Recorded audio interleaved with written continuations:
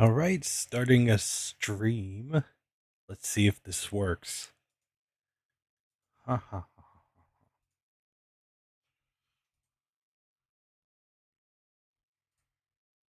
Let's make a couple adjustments here. That and that. All right. Hopefully this is working just fine. I will be checking in on the stream health periodically. It is currently the Obon holiday here in Japan, which means that things are a little bit sketchy. My internet service provider seems to be a little bit slower than usual, but who knows? Maybe this is going to be just fine. So with that, let's get into some action and go.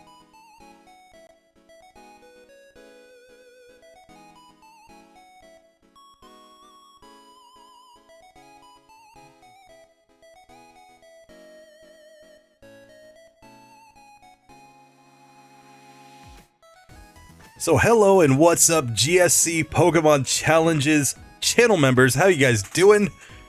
I am here. It is Obon currently in Japan. If you don't know what Obon is, it's basically like the best allegory or best connection, I guess I can make it for some people who maybe are, the Western United States might know. It's like Dia de los Muertos in Mexico.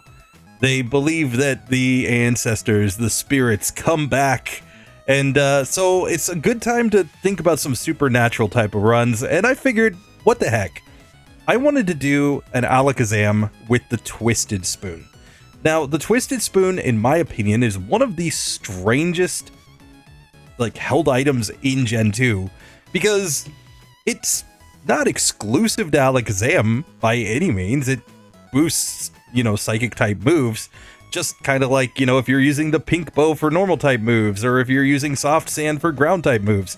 But for some reason, they decided to take this item and make it only available via a trade up from Gen 1. You had to catch a wild Kadabra in Pokemon Yellow and trade it up into Gen 2 in order to actually get this held item. And it just kind of raises the question, how good would Alakazam be if it had the Twisted Spoon? Alakazam, while it was a powerhouse in Gen 1, was never a Pokemon that had amazing stats. It was kind of middling, if you're being perfectly honest in terms of stats, but it just had the stats where they absolutely mattered: speed and special. Gen 2 affects things a little bit by breaking out special attack and special defense, but our special defense is still a serviceable 85, and we've got that medium slow level up growth rate. But outside of that, I mean, this is a glass cannon Pokemon if there ever has been one, and it also just kind of has the situation where in Gen 1 it was a pure psychic attacker. I mean, you could add on Seismic Toss or Dig, but that was basically it. Whereas in Gen 2, they actually buffed this Pokemon quite a bit by giving it access to the elemental punches, giving it actual coverage for a wide variety of opponents. At the same time, Psychics were nerfed in Gen 2, so I'm honestly just interested to see how this one goes. But I decided to do it as a live stream because of the fact that it doesn't really fit in with the Thick Club Marowak or the Light Ball Pikachu Pokemon that were exclusive to a certain held item. But it's kind of an exclusive in a way because of the fact that you had to trade it up from the Gen 1 games, and it was only this evolutionary line. They weren't putting a Twisted Spoon on a, Drowsy or something. So it makes sense thematically. I don't know why they didn't just make it an exclusive held item, but hey, it works. So with that, let's get into this challenge. Let's just see how good Alakazam would be with this held item. But there is a little bit of a twist, if you will, pun intended, that we're going to get into in just a second. So here, I'm going to start a brand new game, and I'm just going to go through this whole dog and pony show that we have to do at the start of this one. But basically, let's see, why is my emulator so slow? Hey. My frame rate, okay, there it goes. There it goes. That's the frame rate I wanted. And let's get that cursor off of there. Very good. So, yeah. Now that we're getting started in this one, the thing that's strange about requiring it to be a Kadabra traded up from Gen 1 is that Gen 1 Kadabra's like wild Pokemon moveset is trash. If you use something like the Trainer Fly Glitch or something to get yourself a level 5 Kadabra, you're going to be in some bad shape, I think, because you want to, only get a Pokemon that has Kinesis and Teleport on its moveset. So I have gone ahead and buffed our moveset slightly here by giving a couple of TMs that are only available to Alakazam in Gen 1. So we're running this twisted run here, and we're going to start the game with a moveset of Teleport, Kinesis, Seismic Toss, and Thunder Wave. Thunder Wave and Seismic Toss are just generally speaking good moves for this Pokemon in Gen 1, whereas, Kinesis, Teleport, really are... I personally feel that between Pokemon Red and Blue and Pokemon Yellow, this was the Pokemon that was done the most dirty by the devs, because in Pokemon Red and Blue, it actually starts with Confusion, Disable, and Teleport. Whereas if you get it in Pokemon Yellow, it has no attacking moves at the beginning. Hey, how's it going, Mobile Gaming Chronicles? Good to see ya. Welcome, welcome. I don't think I've actually announced this live stream. That's okay. I'm doing it anyway. I've got a long holiday, so I'm just doing this. But anyway, let's just get into this one and see how this Pokemon goes, given that we're not going to get a Psychic type move until level 16.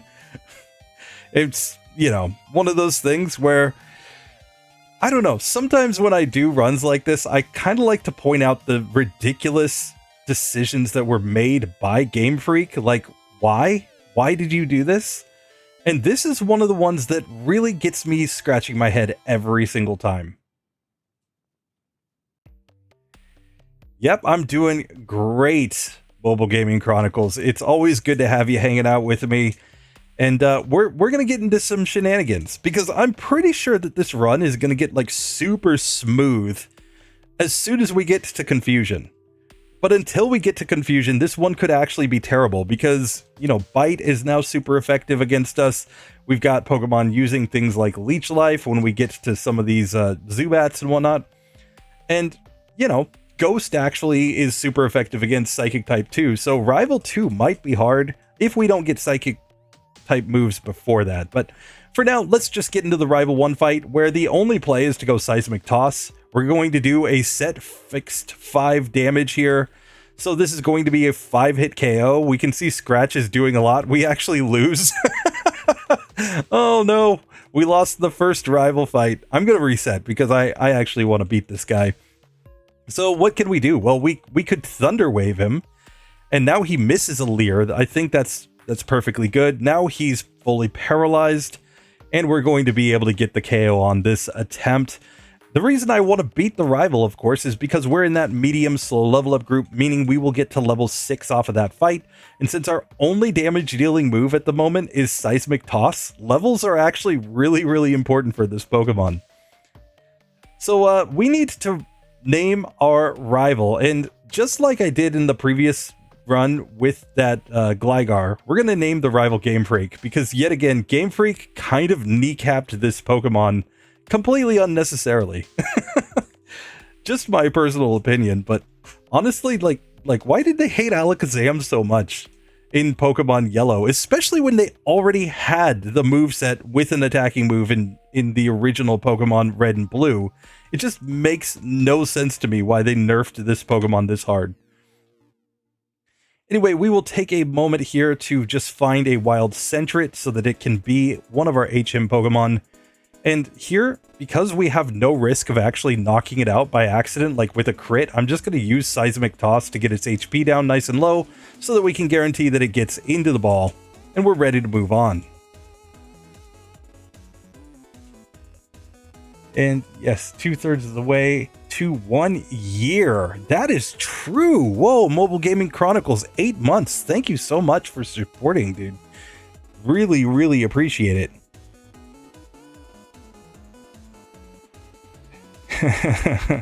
Can you get through Crystal without optional battles and on 0 DVs? The results will definitely be shocking. I guarantee that. Currently, I mean, you know, you're getting badges. you're slowly progressing through the game. But, you know, champions have to get on the grind. It's something that I know clearly. 100 resets on Lance in the last one. Anyway, let's move on in this one where, honestly, at this point, the question is just, do things knock us out because we have such low defense? Because, you know, we're just dealing fixed damage here. Honest Abe might be rough. Might be really, really rough. I don't know, like that Spearow is kind of scary and he only attacks. That's his whole AI. So I think we're going to have to possibly even go for accuracy strats to get through if we're going to get through this on minimum battles. That is my goal, to beat the game on minimum battles with this Alakazam. I think if we had a Gen 2 Alakazam starting with Confusion, it would be actually a cakewalk. But that's why we had to add some challenge here. Anyway, let's get into the gym. We're at level 7, and let's see if Honest Abe actually works. So he's got the level 9 Spearow, of course, and at this level, he's got 27 HP, so it's going to be a 4-hit KO to knock this Pokemon out. I'm going to Thunder Wave it. Look at the massive damage that he just did. And he's doing like 8 damage per hit. So I think we have to use some Kinesis here to try to get some misses. We get 1 miss, but we do not get more misses than that. This is not going to be pretty, getting through Honest Abe. So let's try this again. Let's just see if we go all in on attack. Can we survive? If he doesn't crit, we actually do get through that fight just by attacking. We get to level 8. That means effectively 1 more damage per hit against each opponent. And we should, I think, gain another level here on Rodney. So with that, we should maybe have a chance against Falkner. Let's see. So here we are on Rod. He has 23 HP. So these are going to be 3-hit KOs on both of the Pidgeys. So we have to survive 3, well, just 2 hits from each of them because we're faster. Okay, this is perfectly fine. We're just going to get through this fight nice and easy, assuming we don't get crazy crits. And nice, we have progressed through the first 2 trainers in the gym. It just turns out that the strategy is just go all in on attack. No sense messing around with things. But Falkner might just flip that on his head because of the fact that he, of course, has Gust on his Pidgeotto, which is quite a bit stronger. Let's see if this works or not. So Falkner attempt number 1. He leads off with the level 7 Pidgey. This is just going to be a 3-hitter on this Pokemon. I don't think we should do anything else. You know, like he's going for tackle. He has better DVs than I think Rod's Pokemon do. But we get to level 10 right here, only to find that Pidgeotto has 32 HP. So it's going to be a 4-hit KO. So I am going to paralyze it. We take 8 damage there from the Gust. We would need him to not move 2 turns. We actually survive with 1 HP. Ah, come on. I was so hopeful that he was going to be fully paralyzed there. We just did not get the luck. Okay, let's try this again. So here, once again on the Pidgey, I think we just go all in on the Seismic Toss. We might need a miss from the Pidgey. That might be the strategy. I will still go for Thunder Wave on Pidgeotto, trying to get at least 1 turn of it being fully paralyzed. We get it. Now we just need the range to not get KO'd here. But unfortunately, he's doing 7 to 8 damage against us. And we need a low damage roll on one of those turns in order to get this to work. So let's just see. Because at this point, it might just be worthwhile to go all in on attack. Because we're basically just banking on 1 turn of him being fully paralyzed. And since we are faster, we're always hitting first. We get a 7 damage range there, but then a 9 damage range, and then an 8. So he can do up to 9 damage, it appears, based on that, you know, range that we got in that last fight. That really makes me nervous about this. We might need that Pidgey to miss once. That might be the only way to get this to go. Okay, we get another 7 damage range there, and we survive with 1 HP. So finally we do get through Falkner. It took 4 attempts to get that to go, but we do get to level 11. We're 5 levels away from getting a legit damage dealing move. Oh my goodness. We've got to get there before Bugsy, I think. Otherwise, we're dead. Bugsy will completely destroy us. Same with rival number 2, because they just have Pokemon using super effective moves against Alakazam. You know, from a, you know, top tier OU Pokemon in Gen 1 to now being stunted on by random bird keepers. This is kind of embarrassing. Just saying. You know, I didn't have to make it this bad, but you know. So this is a max DV's run, and as we can see, I'm pretty sure that we are not getting through there with less than max DVs because of how that range was stacking up. Like, that's not pretty. That's really not pretty. You know? So, I am keeping these, like, unique held item runs as max DVs runs, just because I think it's, you know, interesting to focus in on, you know, the single Pokemon with the max DVs, just to see how it goes. You know, we'll come back and we'll do some 0 DVs full game runs, but I'm planning to save those for mostly after the Minimum Battles series finishes, because I think it's really interesting to do the Pokemon on max DVs and see if they can beat the game on Minimum Battles, but then use those Pokemon that beat the game on max DVs with no optional battles and come back and do solo runs of them on 0 DVs, trying to do Minimum Battles and then comparing like how those results actually look in those situations, since we'll already have the full game run effectively of the Pokemon that we're able to beat, you know, at least the Johto League on Minimum Battles.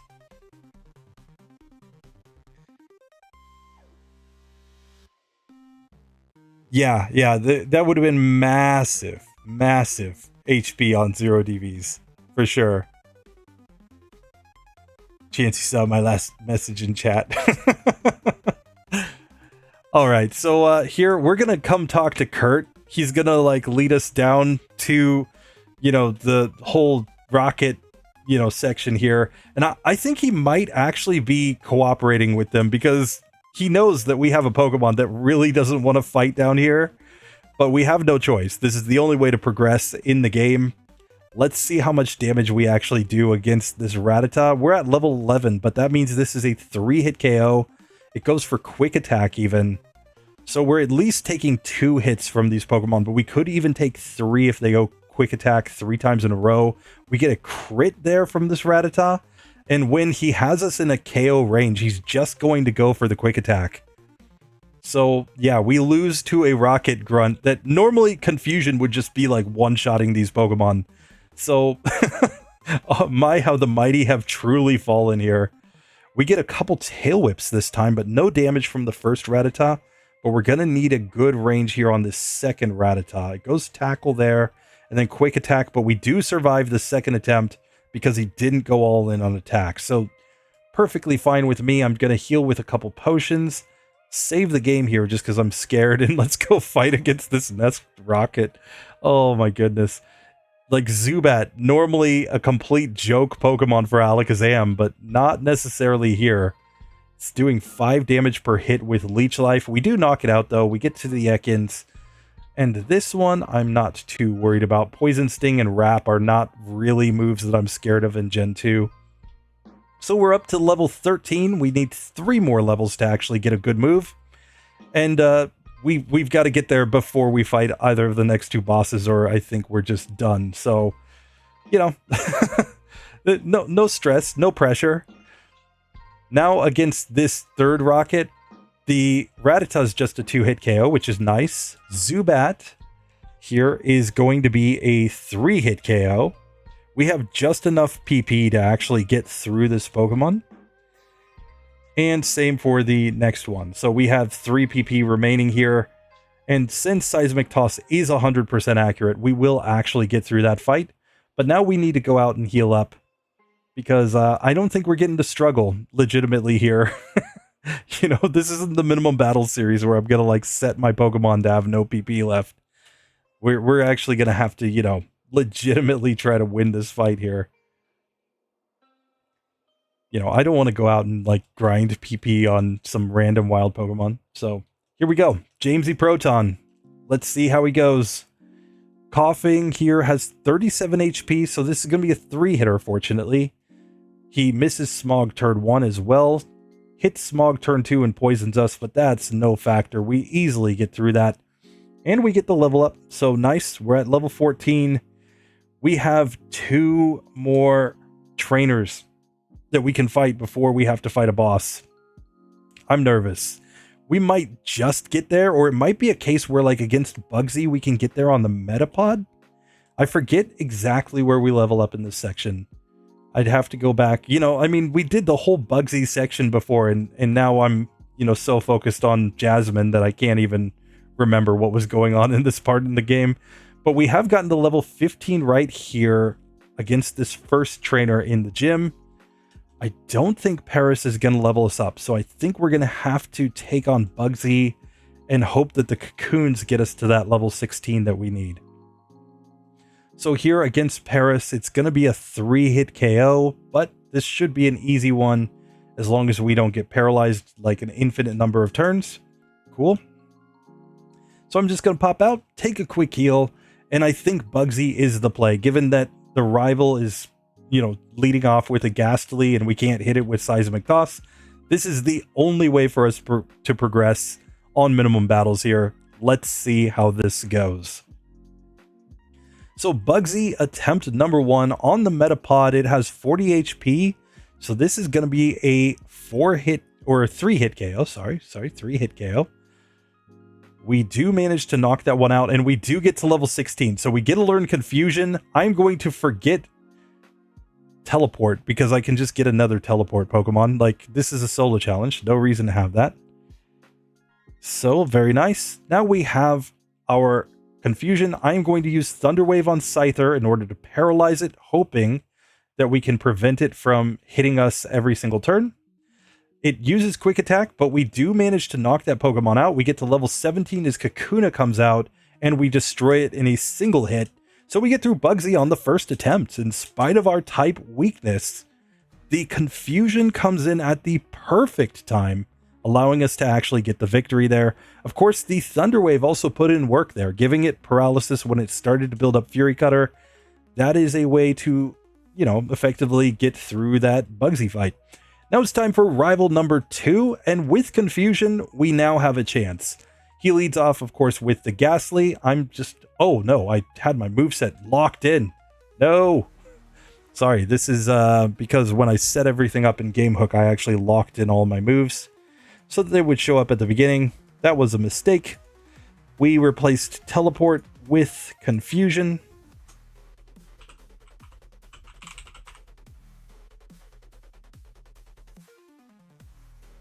Okay, there we go. There we go. Now we have Confusion. That was about to be a disaster. We had to reset because we couldn't actually damage the Ghastly there. Anyway, now we are back here properly, ready to go with the Confusion. And with Confusion, that's a 1-hit KO on Ghastly. Out comes Zubat. It's going to get completely wrecked. Very nice. We get to level 18. We could learn Disable, but we will not learn Disable. Nobody needs that move. And that brings out the Croconaw, where I think the only play is to go Confusion. We did like half with the first hit, and we knock it out in 2 hits, meaning that was a completely trivial fight. Now I'm up against the Croconaw team here because of the fact that it is going to learn Bite later on, so it will have a super effective move against us. It's the only one that would have a super effective move. And because we have lower defense than special defense, it just kind of makes sense to be up against a physical attacker anyway. The Chikorita line, you know, with the Razor Leaf isn't quite as scary here, at least in my personal opinion. But who knows? It might actually be the harder rival. But for now, we can progress. We have made it to Goldenrod, and I think the correct play here is going to be to buy the elemental punches. I'm not going to necessarily learn them immediately, but I will have them available to me just in case, since, you know, it's a strategy. I'm not saying it's a perfect strategy, but it is a strategy for getting through this part of the game. I'll just pick up random TMs that I don't need so I can sell them for money, so that hopefully I can afford all 3 elemental punches right here. I guarantee we will be mixing and matching them as we go through this challenge. So I'm just going to kind of follow my standard route here. I'm going to go into the underground. I'm going to take on the 2 required trainers that are down here, even though they're not required immediately. I think the extra XP is worthwhile in this part of the game. And honestly, I'm not sure if we should go Seismic Toss or if we should go Confusion here, but I'm just going to go for the Seismic Toss because I can.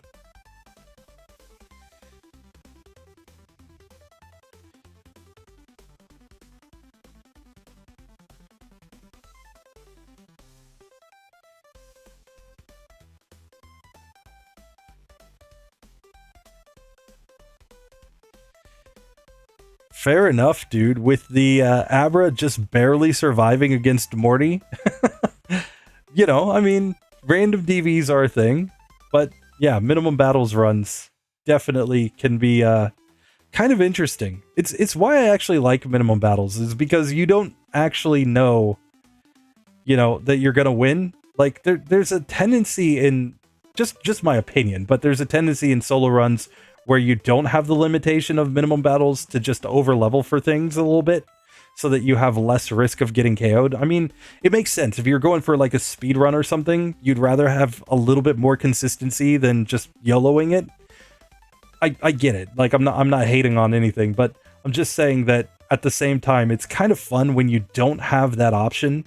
And so you're just sitting here saying to yourself, well, I have to, you know, do this because it's the only option available to me.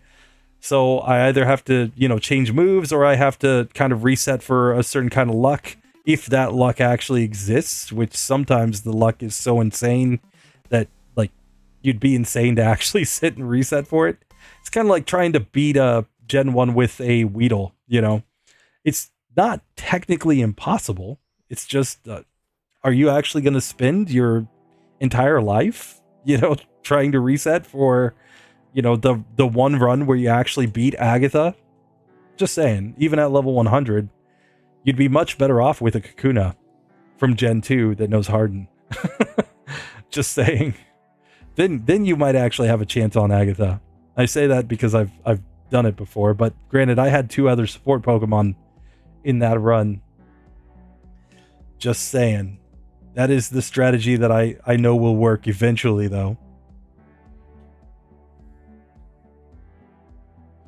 Anyway, we have now made it to good old Whitney. And I think that this is going to be fine with the confusion. I think we're going to be able to get through here. But let's just see if that's actually the case. Oh, we get licked and paralyzed. No. Snubble, no. Don't lick. Down, boy, down. I don't know. Was it boy or girl? I wasn't paying attention. But, you know, Rover, get down.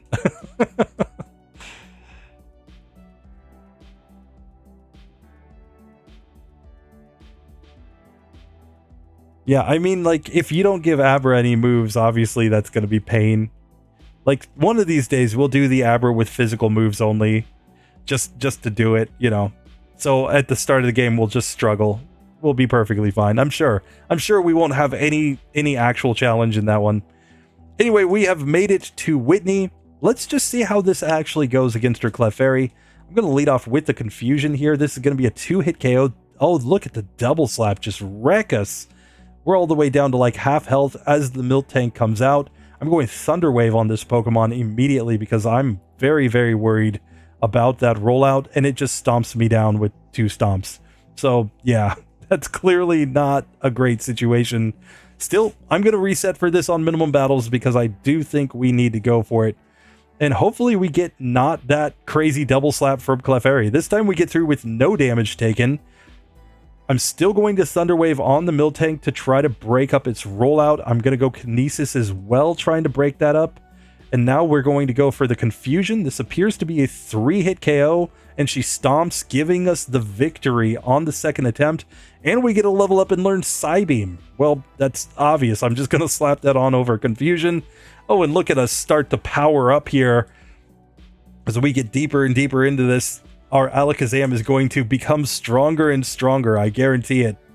I should have given it Tri-Beam from Gen 1. I was trying to think of TMs that it only learns in Gen 1, and I went straight to the ones that you would commonly see on a competitive moveset. You know, Thunder Wave, Seismic Toss. They make too much sense on this Pokemon when you're, you know, dealing with a metagame where you're, number one, trying to slow down opponents and cause them to lose turns, but number two, the Seismic Toss is just its standard play against basically everything that is, you know, Psychic type. And that's its only real wall in Gen 1. But here in Gen 2, there are more walls that we actually have to worry about.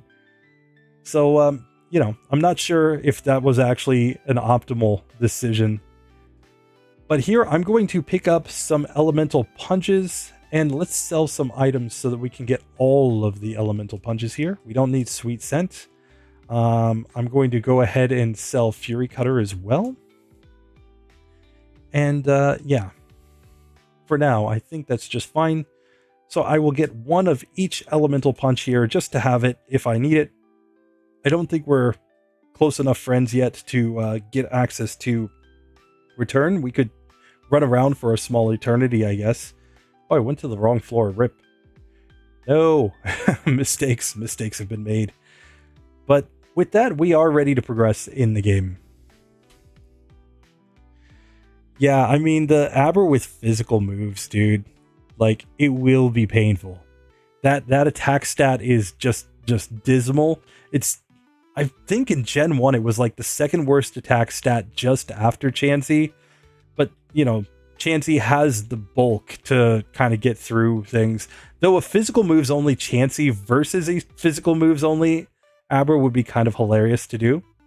I did actually do a physical moves only Chansey against a special moves only Rhydon back in the day on RBY, which was actually a really fun video to make just because of how ridiculous it was. Like, I forget exactly what I was running on the Chansey, but it was ridiculous.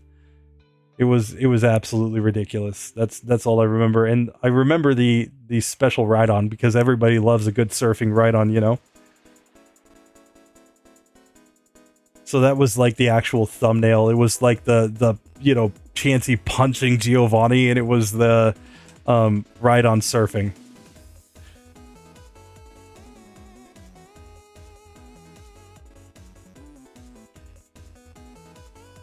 Okay, so we can go and get ourselves a squirt bottle now. Very nice. Let us go and talk to this little girl and her sister. Yes. I am definitely not a speedrunner in Gen 2.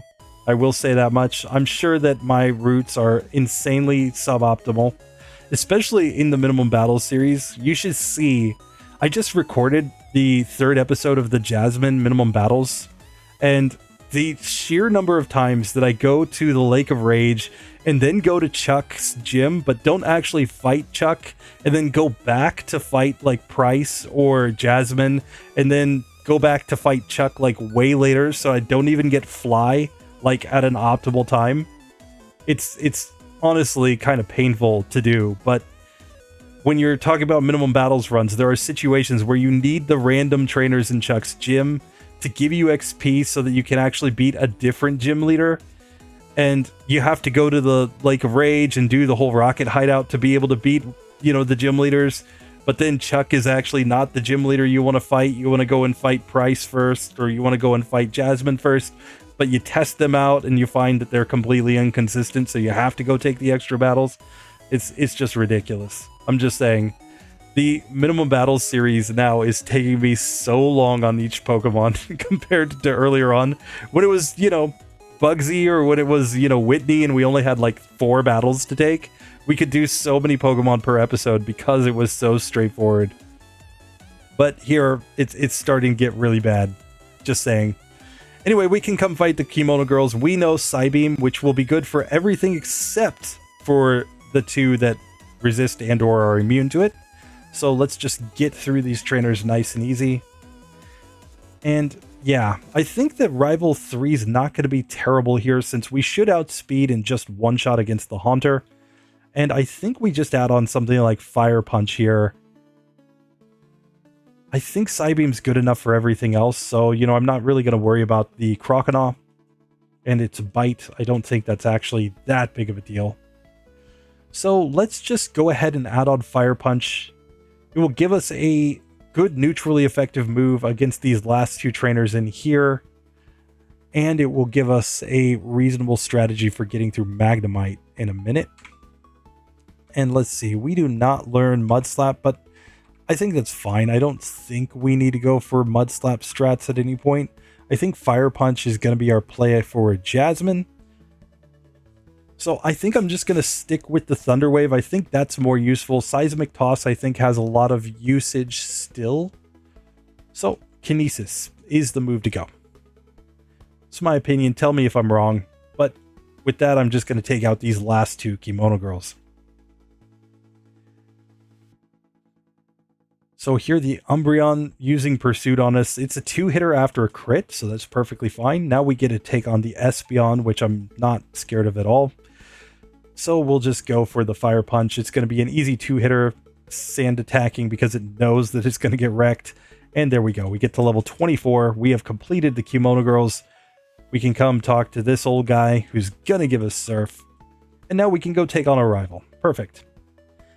I don't see any reason to go down to the lighthouse just yet, though we will make our way straight down to Chuck in this one, given the fact that we have the type advantage, and I think we just deal enough damage, especially with the Twisted Spoon.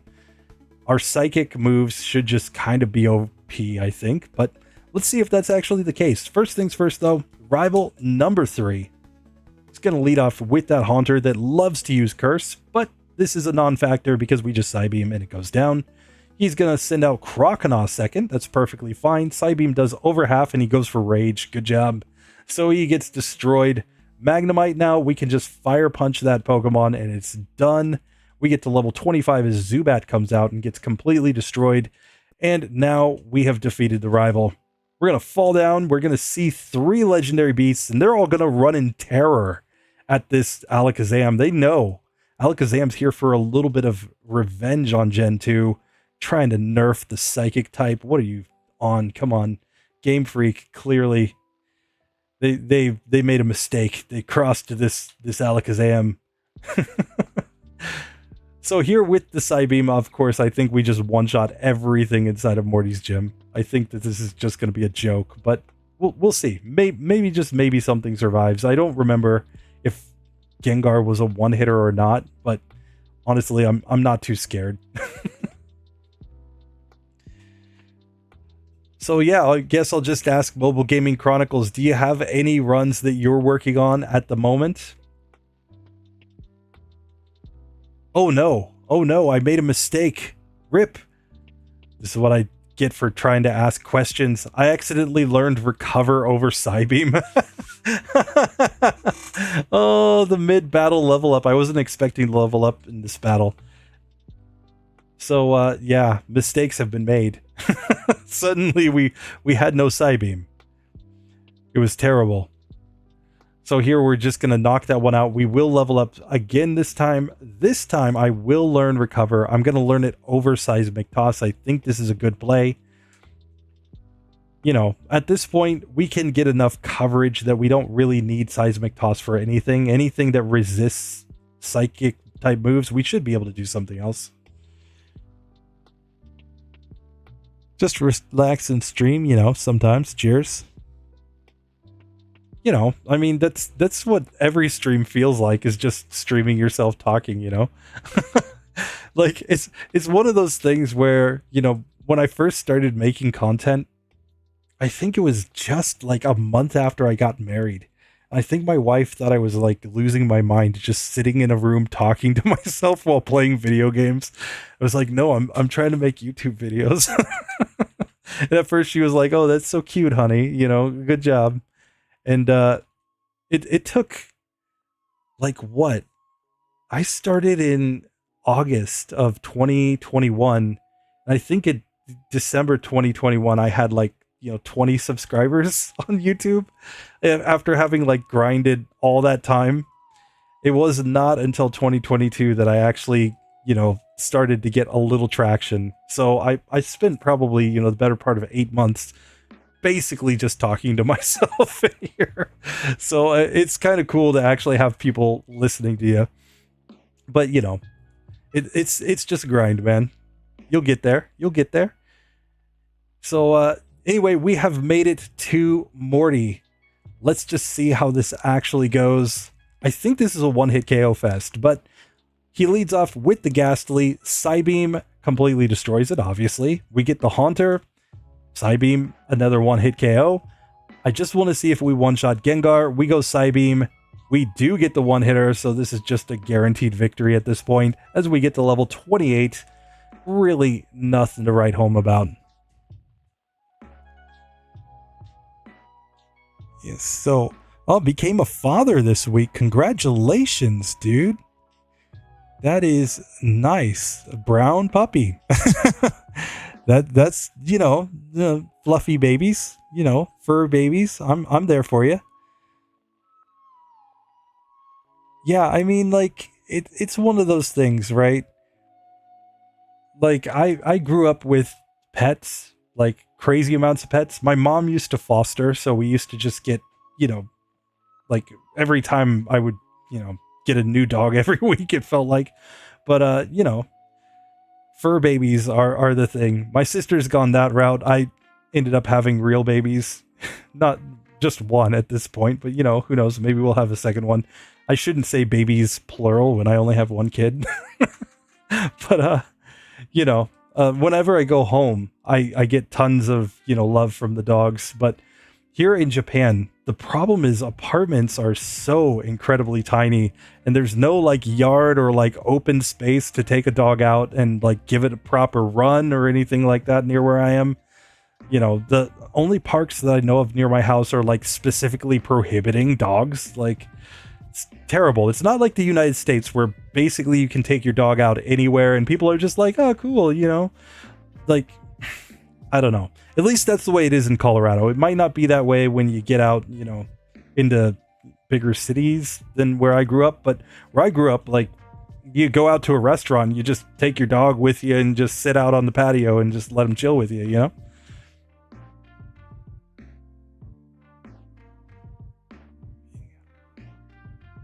You know, being a puppy father is a perfectly noble thing. I'm just saying, I respect it. I respect it because, I mean, obedience training is not easy, you know, but I would imagine that anybody who's into Pokemon at least likes, you know, fur babies. You know, come on.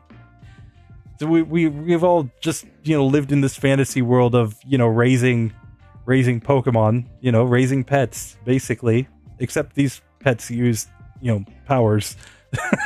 So it is what it is.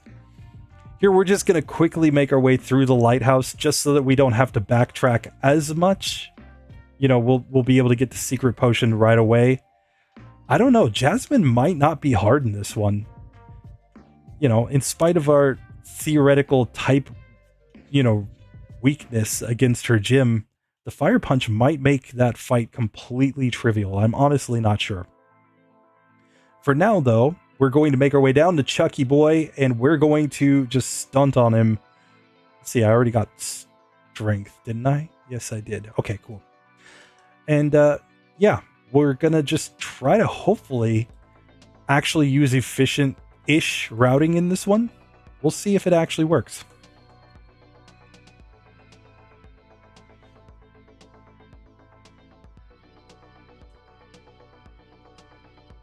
So I'm just going to try to avoid that set spinner that's right there. And now we can just kind of make our way past the Whirl Islands. Nothing to see here. And it's straight on to Chucky Boy's gym.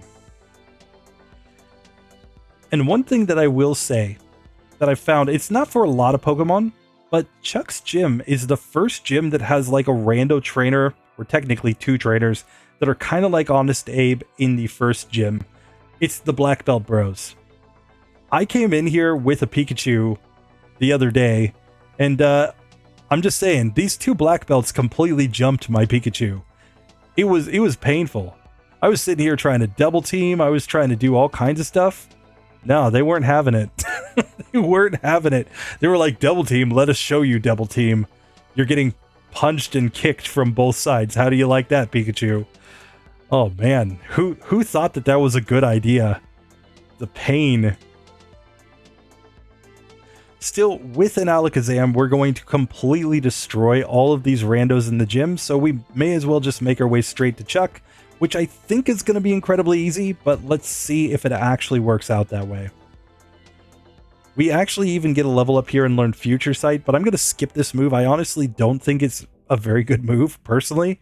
Like, what, I use a turn now to hit a couple turns later? Like, why? You know, maybe with swapping Pokemon in and out, it would kind of make sense, but in a solo run, that move just really isn't that good. Still, we have gotten through. It is now time for Chuck, and we're going to see how he goes. Mobile Gaming Chronicles, of course, I am reading chat, but I'm reading it basically every chance that I get, but, you know, blind guy. Not actually blind, but you know, I've got keratoconus, so I'm just low vision, so I'm trying to read in between wherever I can. So, yeah.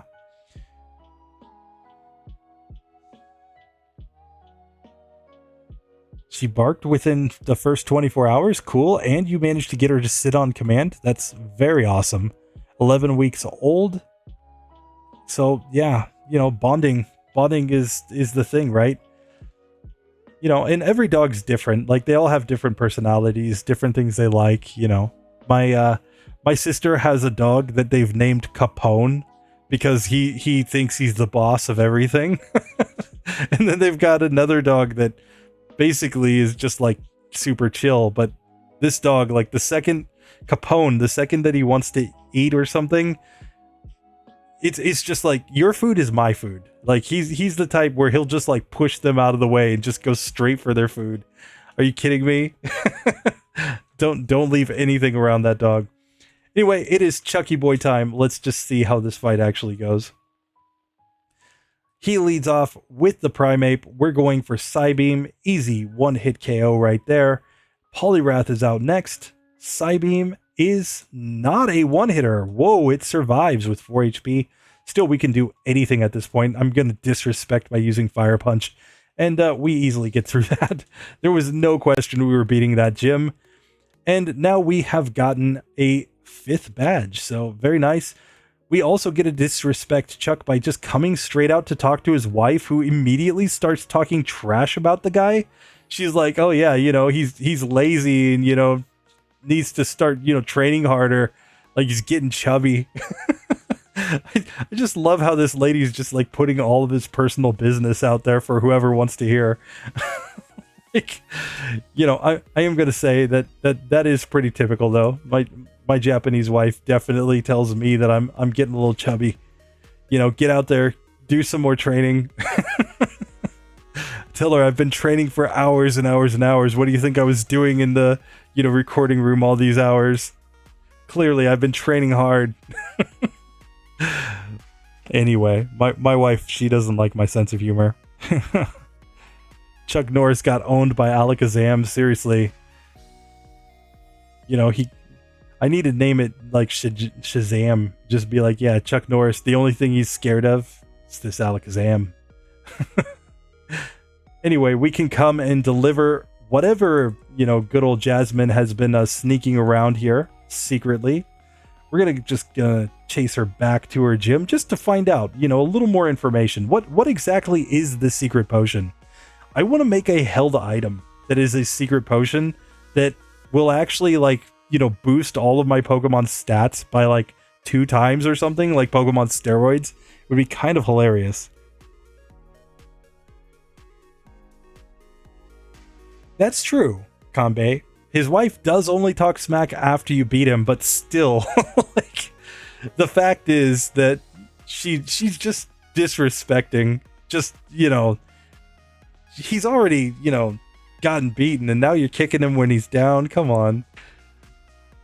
But I'm just saying, I've been there. That's the reason why I sympathize with Chuck, because I've been there. Anyway, it is time for Jasmine. And let's just see how this actually goes. We got the Fire Punch. I think we got this. But who knows? Maybe we just get wrecked by the Iron Tail. There's only one way to find out. So here we have the Magnemite out first. We go Fire Punch. Easy one-hit KO there. We level up to level 32. Second Magnemite comes out. We Fire Punch. Easy victory there. Now it is time for the Steelix, the Pokemon that I'm actually nervous about. Fire Punch. Oh, does about 3/4 there.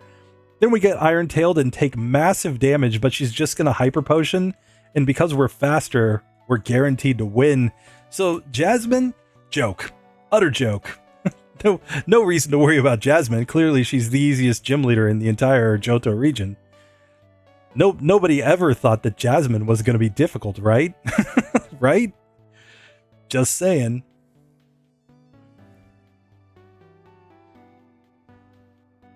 Secret Potion makes flying types into dragon types. Ah, now I see. Now I see. Clearly, Lance has been stockpiling the secret potions then. Granted, I would say that all his Pokemon should technically be dragons. I did an entire series about that on RBY Pokemon Challenges a couple years ago now? At least a year and a half ago now. It was before my baby was born that I was doing the Dragon Gyarados, which I still don't understand why Gyarados is not a dragon type. Just gonna say, don't understand why Charizard is not a dragon type. You can, argue with me. You can make every single argument about why Charizard is not a dragon type, that is a salamander, it was in the manga, blah, blah, blah, blah, blah. Don't care. Just look at the Pokemon. It is a dragon. That's the answer. It's a dragon. Same for Gyarados, but Gyarados is actually even more egregious because of the fact that the entire Gyarados Pokemon, the Magikarp, transforms into a dragon when it evolves. There's this old Chinese/Japanese myth about a carp that is told by God that if it manages to jump over a waterfall, it will become a dragon. So making that not a dragon is just utter disrespect. Utter disrespect to Magikarp, and I will not stand for it. Anyway, and then we also know that Aerodactyl is a dragon because it's on Lance's team, so clearly has to be a dragon. It's a wyvern technically, but we are on minimum battles, yes. Yeah, that RBY Pokemon Challenges guy is he's new and upcoming. He has no respect. Everybody hates him. Just saying, but I try to be nice, because he's playing Gen 1, I'm playing Gen 2, clearly. It's the only PokeTuber that I feel comfortable talking just direct, honest trash about.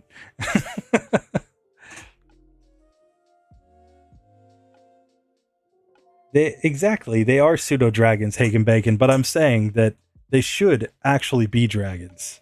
We're going to do a Dragon Gyarados run on this channel at some point, I promise you. For now, we're going to come and catch this red Gyarados. Hopefully. I do have to actually catch this Pokemon because it is going to be one of my HM users. So I am going to damage it, hopefully not KO it, which is why I'm switching to Fire Punch here. I really don't want to KO this Pokemon. I will Thunder Wave it. Let's just get some status so that we have hopefully a better chance of actually getting it to stay in the ball. It does not. This Pokemon does not want to be caught, clearly. But I am going to toss all the balls that I can at it because this is the Pokemon I want to use for Waterfall and Whirlpool. And since it is a required Pokemon to encounter, that's why I always catch it. We do manage to get it eventually, and I will also use that Pokemon to just help me take out all of the electrodes in the next section so that I avoid the experience.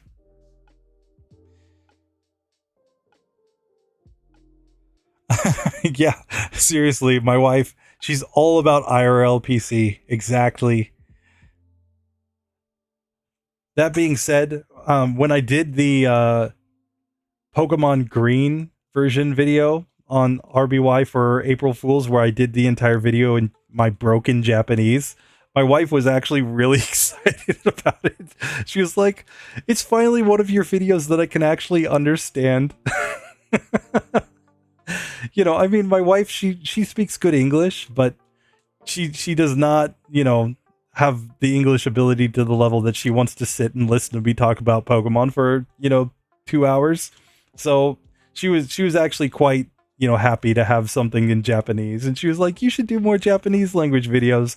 And then that video got like the worst viewership I think I've gotten on RBY in like 2 years.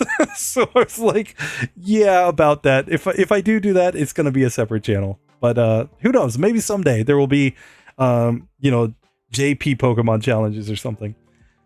Anyway, eventually I'm just going to have like 50 channels that are all labeled as Pokemon Challenges.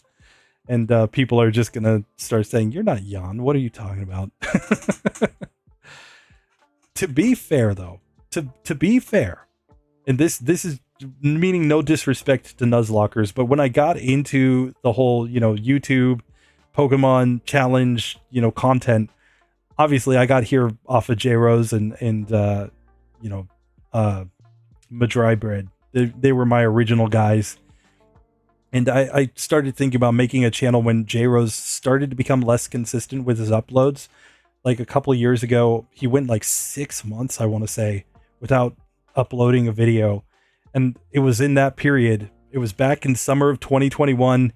He finally like uploaded one, but it was like, when's he gonna upload again? And I decided to start making content at that point because I was like, he did some minimum battles stuff, but he didn't go like all the way with it. He did like the first run in Pokemon Red and Blue and Pokemon Yellow, and then he did like a redo of his Pokemon Red and Blue run, and then he did a full game solo run with Poliwag and Ghastly that were minimum battles. But I mean, minimum battles is not the way to get the fastest time, so it makes sense why he went away from it. I was like, no, I want to know every Pokemon that does this. So I started doing the Gen 1 minimum battle series, So that was years ago now. We're going on 4 years now, but hey, talking about fitness, amen. The algorithm doesn't like Japanese and autocorrect. Oh man, the emoji. Now I want a jelly-filled donut. I'm just saying, like, obviously I need to up my Japanese game before I do more Japanese language content. That is the answer.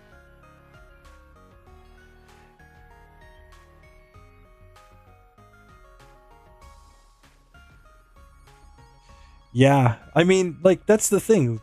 I don't have any, problem with J-Rose runs. They just don't come out very often. Like, at least at certain times. And how do I say, like, one of the biggest problems that I have with making Pokemon content, especially like trying to make it consistently when you're in the mindset of like, oh, I need to make videos, I need to actually like get content out, is that it kind of kills your ability to watch anybody anymore. So like, I used to have this, kind of ritual. I was working a terrible job where they had me traveling like 4 or 5 days out of the week. I was on the road living out of a suitcase. I would come back and see my wife just on like my 2 days off, and otherwise I would get in at like 1 a.m. on the last day of my working, which was usually Saturday, so it would be like 1 a.m. on Sunday morning, and then I would be leaving at 5 a.m. on like the following Tuesday in order to get back to work. And at that time, like, my ritual was on Fridays. It was Fridays Japan time. J-Rose videos would drop. So I would be in my hotel room and I would just, watch J-Rose at that point. And so when he got inconsistent, like, I really felt it because it was like, oh man, like, what am I going to do in this hotel room for the next, 3 hours, 4 hours until I go to sleep when, I don't have, this nice long video to watch and kind of chill out to, right?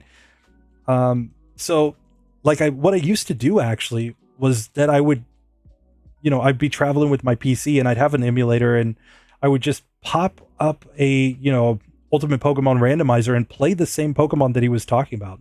So I would be just sitting there in the background if he's doing, a Bulbasaur run, I'm doing a Bulbasaur run. If he's doing a you know, just whatever, right? Like literally whatever he was doing, I was just sitting there doing it because I thought it was interesting. So I would like pause his video a bunch of times and just play up to the same point and see how I did. And you know, like that was kind of my Friday night. And so it was sad days when it wasn't as consistent as it used to be, you know? No, do not even worry about chatting. No, I'm just chilling here. Like I said, I don't think I announced this stream. I had intended to, but this week was kind of crazy, so you know, it is what it is. Glad you guys are here hanging out with me. Yeah, I started watching Scott for exactly the same reason because he was really consistent at that point. And you know, but he wasn't back then in like 2020 when Scott was first getting started, like he wasn't, you know, the same quality as J Rose yet. Like J Rose was up here, right? And Scott, he was still just getting started. So, you know, there were some of those runs. I remember, I think it was like what, the Grimer run where he was super giggly in the run. I don't know if you guys remember that, but there was that run, and I actually talked to him about it at some point like a couple of years ago, and he was like, oh yeah, that video, everybody was like, oh, your personality is so great, you should do that more. And then he tried to do it again and the video just bombed and people were like, eh. So he went away from it apparently, but you know, it is what it is. Anyway, we have made it to the final executive here at the end of the Rocket Hideout. Obviously this entire section has just been a bunch of one-hit KOs. We just go Psybeam to one shot against that Arbok. We're going to go for the Fire Punch, also a one-hit, at least with a crit against Murkrow. And now Gloom has no chance. We're just going to go Psybeam and completely destroy it, getting to level 35.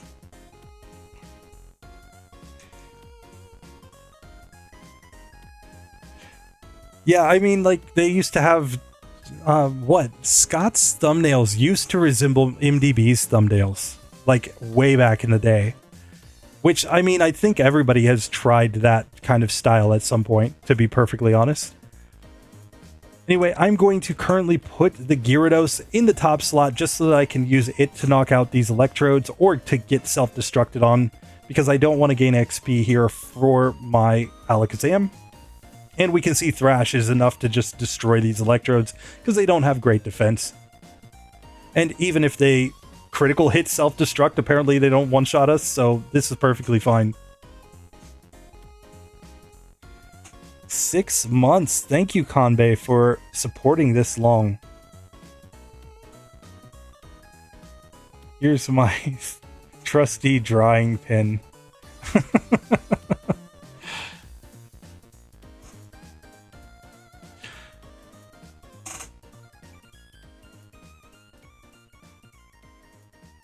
Apparently it's a drying pan, not a frying pan, but you know, I don't know if that's a pun that I'm supposed to understand, but hey, you know, whatever works. Anyway, we have now made it to Pryce, and this is actually a situation where I think Pryce is going to be important. We're going to have a lot of special attack, obviously, but by the end of the game, we may actually have enough special defense that his badge boost actually works. So let's just see. First things first, he's going to lead off with the Seal. I think that Psywave, or I think, oh no, I still had Gyarados out. This was a mistake, clearly. Sorry, I'm going to switch that out. Let's get into this again. So, of course, he's going to lead off with the Seal. It's going to say attempt 2, but this is actually attempt number 1, just due to that mistake. But here, Psybeam completely destroys the first Pokemon. Dugong comes out next. We're going to Psybeam. This is a 2-hitter, but fortunately Aurora Beam doesn't do that much, so we take it down nice and easy. Now Piloswine, I should have gone for the Fire Punch, but it doesn't matter. Get a critical hit to just one-shot. Clearly I'm just on autopilot here, but there's no challenges for this Alakazam, at least up to this point in the game. We're just completely crushing.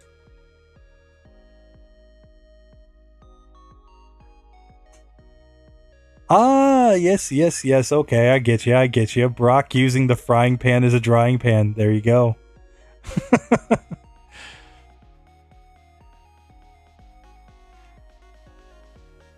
So what I'm planning to do after we complete the minimum battles series in Johto is for all of the Pokemon up to that point, I'm actually going to, like, this is my thought process anyway. You guys can obviously tell me if you have different opinions or you think I should do something else. Always open to suggestions. But currently, I have the minimum battles series, but the problem is it's not clear which episode has which Pokemon. And what I ultimately want is to have a repository, so to speak, of what it takes to do minimum battles, at least as far as you can, with every Pokemon in the game. So I'm planning to take the segments of each Pokemon that I have, including member picks, and put them together into a individual video for each Pokemon. So if, for example, if Alakazam manages to beat Johto on minimum battles, I'm going to make a video that's going to be all of the segments that I did from Falkner up through the Elite Four. I'm going to obviously do a lot of post commentary on it, discussing different strategies, mistakes. You know, it's mostly going to focus in on the final strategies that actually worked in a certain situation, and what those ranges actually look like. That's my thought process, but I'm actually going to be making that compilation for each Pokemon. And as I do that, I'm going to be going through and doing the final Kanto section with those Pokemon as well. So that's going to be like the new content that's on at the very end, is seeing, okay, after the Elite Four, how did they do in Kanto? But basically Kanto's most Pokemon's victory lap, there's, you know, like 90% of the time you're going to beat the 8 gyms without too much difficulty at that point. Like even blue is not that bad. Red is that like massive difficulty spike where, you know, you're either going to beat him or not beat him, right? And a lot of times you're going to end up like, okay, finally now I need to go rest and curse and, you know, the kind of like generic strats to get through there. I think Alakazam is one where obviously it doesn't go cursed or rest there because it doesn't really make any sense, I don't think. But, you know, I think you guys probably get where I'm coming from. I don't think that the Kanto section is going to be necessarily super interesting with a lot of Pokemon to do, like, you know, as a series. But I do think it will be interesting to make a full compilation of those Pokemon, going through them one by one and adding on the Kanto section at the end. But I don't know. Tell me your opinions. Definitely interested to hear them.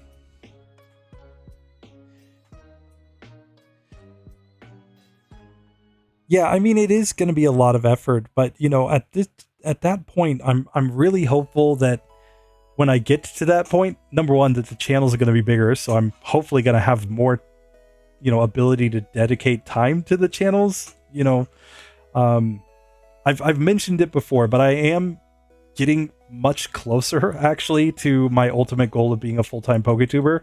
In fact, I think July was the first month ever that GSC Pokemon Challenges actually outperformed RBY Pokemon Challenges. It was a bit of a down month for RBY, you know, just because I was doing a series over there that, like, I get wasn't necessarily the most popular thing, but I was doing it because it's just interesting to me. But, you know, it's one of those things where my long-term goal is to be able to be a full-time PokeTuber. Not quite there yet. Ooh, we get a level up here and learn Psychic. Ooh, ooh, ooh. Psybeam, go away. Psychic, incoming. Very nice. But anyway, so because of the fact that I'm getting closer to being a full-time PokeTuber, I'm currently planning, still working out some of the kinks with it, but I'm planning to actually give it a legit go as a full-time PokeTuber next year. The reason I'm going to be doing that is because I'm working on my master's degree at the same time. I think I've announced that publicly, but I'm working on my master's degree in computer science at the same time. And so basically, like, working a full-time job, trying to do my master's, trying to do the 2 channels, trying to be a dad, trying to be a husband, trying to go to the gym like once or twice a week at least in order to stay healthy. Like, when you put it all together, right, it's just too much right now. It honestly is. And my current job is not one that contributes to my long-term, you know, goals, if I'm being perfectly frank. So because of that, basically I'm planning to take maybe next year just completely off from work, just study, just work on the channels, just be a dad. And we'll kind of see how it goes. But if I am successful, then at that point I will be full-time from then on, you know, if I can be successful at it. That's also when you guys can expect to see RSC Pokemon Challenges, by the way.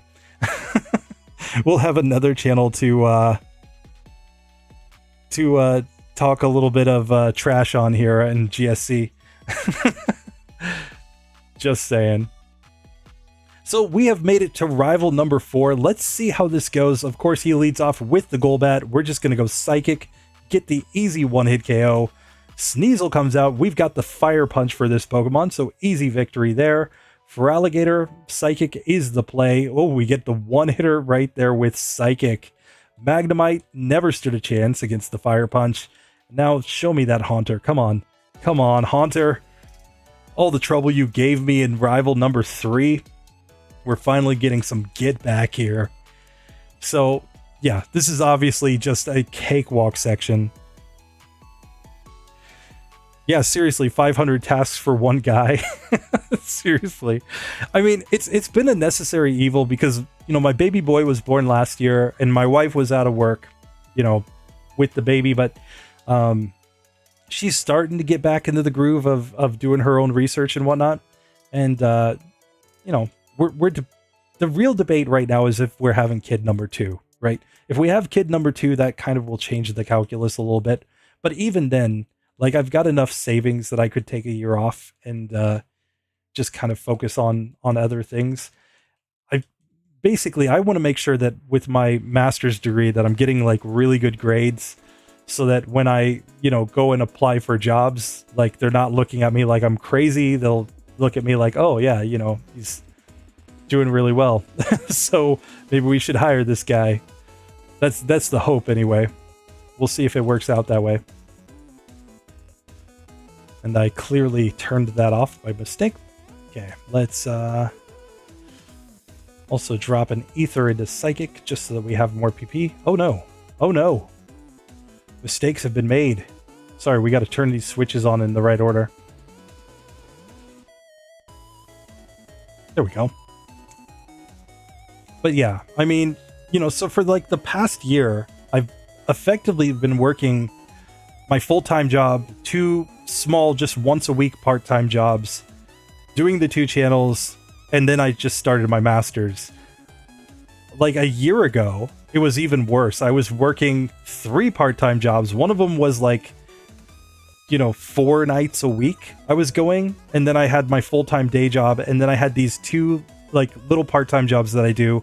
When I say part-time, I mean they're not huge. They're just an hour a week, each of them, but I go and I teach kids at a special needs after school program, which is cool. Like, I really enjoy it. It's just, I'm getting to the point where I really just want to focus on my own stuff for a little while, you know? And I think at this point, with how much I've been grinding, that it makes sense to take that time off. So I'm hopeful that it will all work out the way that I plan. Anyway, so yeah, that's basically all I got to say on that. But hopefully it's all good, and we have an excellent, you know, 2026, and then after that I'm like, hey, you know, this is what I do now. That's my goal anyway.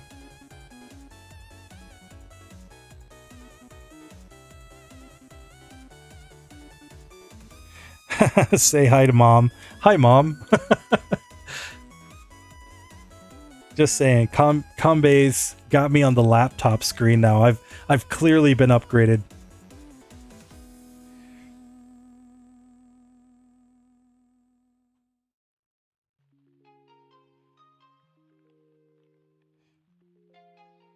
Yeah, exactly. All of this while trying to keep my sanity, you know, but yeah, I mean, RSCPC is going to be, you know, stunting on us with, like, you know, natures and DVs and, you know, abilities and all this stuff. And we're just going to say, come on.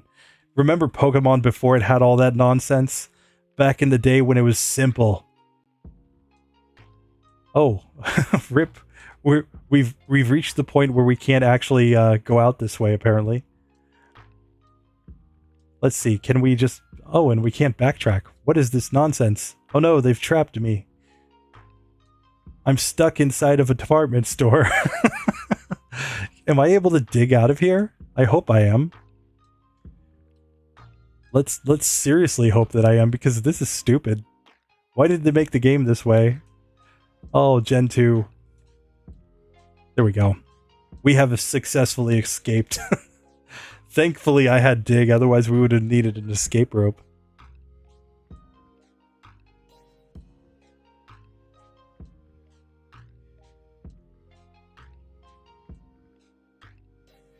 Well, I mean, that's the thing, right? I think everybody's in that situation. No matter what you're doing, 1 job, 2 jobs, 5 jobs, it doesn't really matter. Everybody's busy, man. Like, so, you know, like, I try not to disrespect anybody's grind, because you just never know, right? Oh no, I did not get the card key. That is why everything didn't work. Rip. Oh, I needed to talk to the old man. Speedrun officially ended. Teo paying too much attention to the chat comments to actually, you know, get the card key. No wonder they didn't want me to escape the underground. You guys were supposed to be paying attention. Come on. Just do the standard thing. Deflect onto other people. It wasn't my fault that we failed. It was your fault. There we go. We get the card key. We're good to go.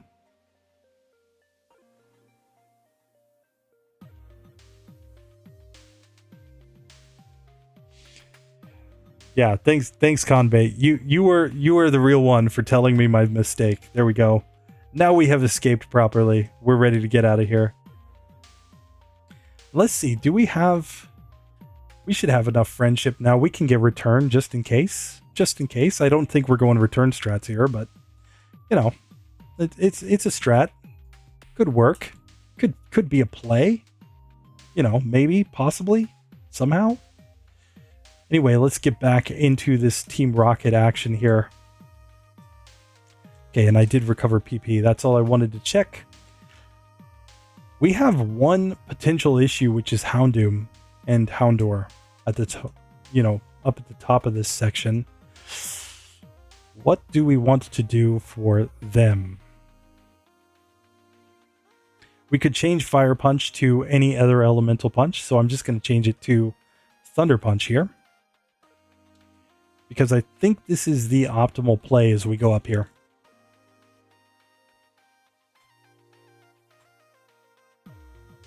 Too early to pay attention. I know it's probably early morning for you guys, but it's nighttime here in Japan. Yeah, it's exactly 10 p.m. currently in Japan, at least according to my PC clock. So yeah, basically I have to wait till the baby goes to bed so that I can stream. Otherwise, you know, like there's just no way. He has lungs too. He will let you know that he's not happy about daddy being out of the room.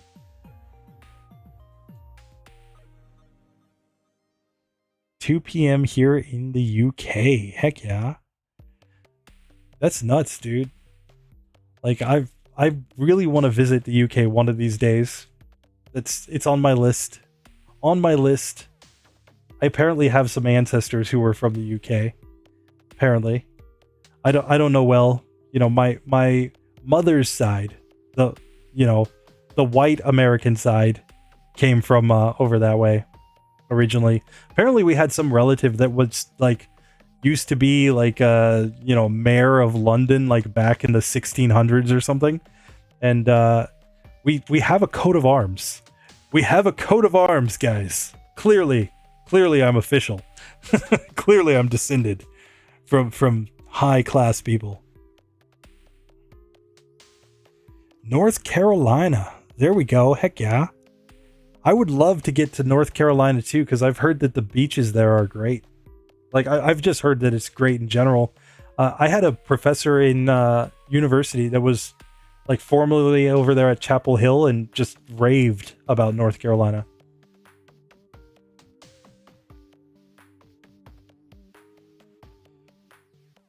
That is true. Roxanne does have actual stab. It's going to be very interesting to try Roxanne on minimum battles.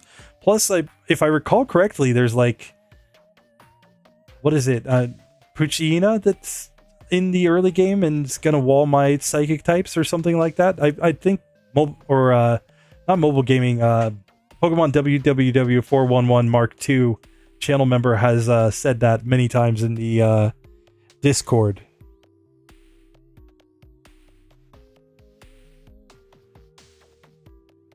Well, heck yeah, Virginia's cool too. I would love to go and see the East Coast in general. I have never been I've never been east of the Mississippi except to go to Florida and to go to Illinois. That's it. The rest of my life, I've always been west of the Mississippi. So, or wait, Illinois, am I thinking right? It's on the right side of Mississippi, right? Right? I don't even know. The laddies, yes. Heck yeah, live just outside of North Carolina. No worries, no worries. So here we go. We have made it to the final executive in this whole Rocket section, and then we don't have to think about Team Rocket anymore until the post game. So we can just one-shot Houndour with a Thunder Punch. We're going to stick with Thunder Punch on the Houndoom. It's a two-hitter as it goes Bite, but we easily get through that Pokemon. Coughing, never stood a chance. Psychic, easy victory. Easy, easy, easy. So just like that, we have completed this entire section, and we're ready to move on and finally get back to some gym badges. It's time for Clair. And I think the play for Clair is going to be to go for the Ice Punch at this point. So I'm just going to go for it. And don't worry, we're just going to buy, a bunch more of these elemental punches before we actually go to the league, so we can just swap them in and out as much as we want. That is the beauty of the elemental punches, is that you just get as many of them as you want and just, who cares? The rest of the run, you're just like, yeah, this is fine. Let's just get this quiz answered. There we go. We can get the radio card while we're at it. We're good to go.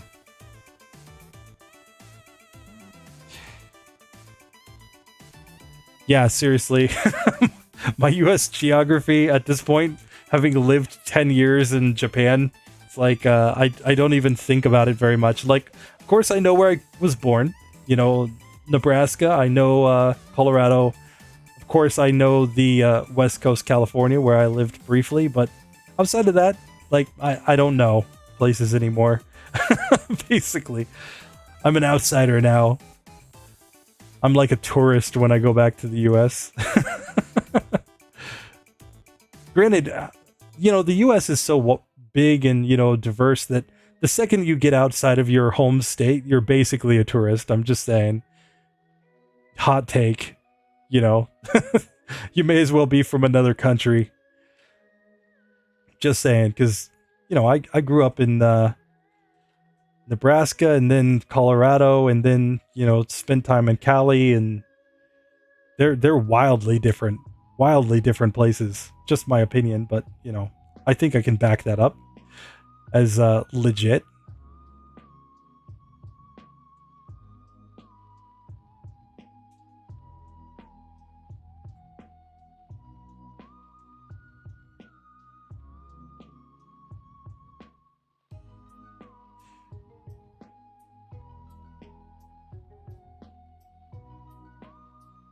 Never been west of Iceland. There you go. Well, I mean, if you ever go to Nebraska, which I don't highly suggest because there's not a whole lot going on. And I say that as a kid who, lived there for the first 12 years of my life. Yeah, just saying. There are parts of the United States that most people in the US will never go to, and they're not making a mistake not going there. Oh, man. Anyway, I don't know. The UK is basically the size of like a single US state. So sometimes I have, of course, met folks from the UK here in Japan who are like teaching English, etc. Because that's the industry I originally came here in, was the English teaching industry. And, you talk to them and they'd be like, oh, yeah, like my town or village is like, next to this village, and we don't talk to each other, and we have like a rivalry that goes back, 600 years between us. And I'm just like, how is there that much diversity like that close together? But it's one of those things. Like, there's so much history in the UK.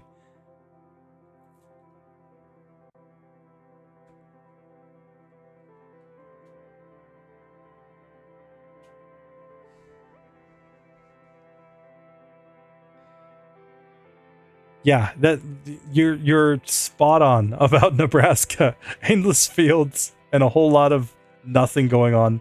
I literally grew up next to a cornfield, and I'm not exaggerating. There was my house, there was a barbed wire fence, and then there was corn as far as the eye can see. And that's how I grew up, like, as a kid. And when I was first playing Pokemon back in the day, back in '96, guys, come on. That was the reality. And I used to get Pokemon figures, and I would go outside and, like, stick them around my yard and play like I was, going around catching them, which I thought was a lot of fun. Like, I had a like Pokeball toy that would actually open, and that was like my jam, was to go around and just be like, yeah, I caught all these Pokemon. Clearly.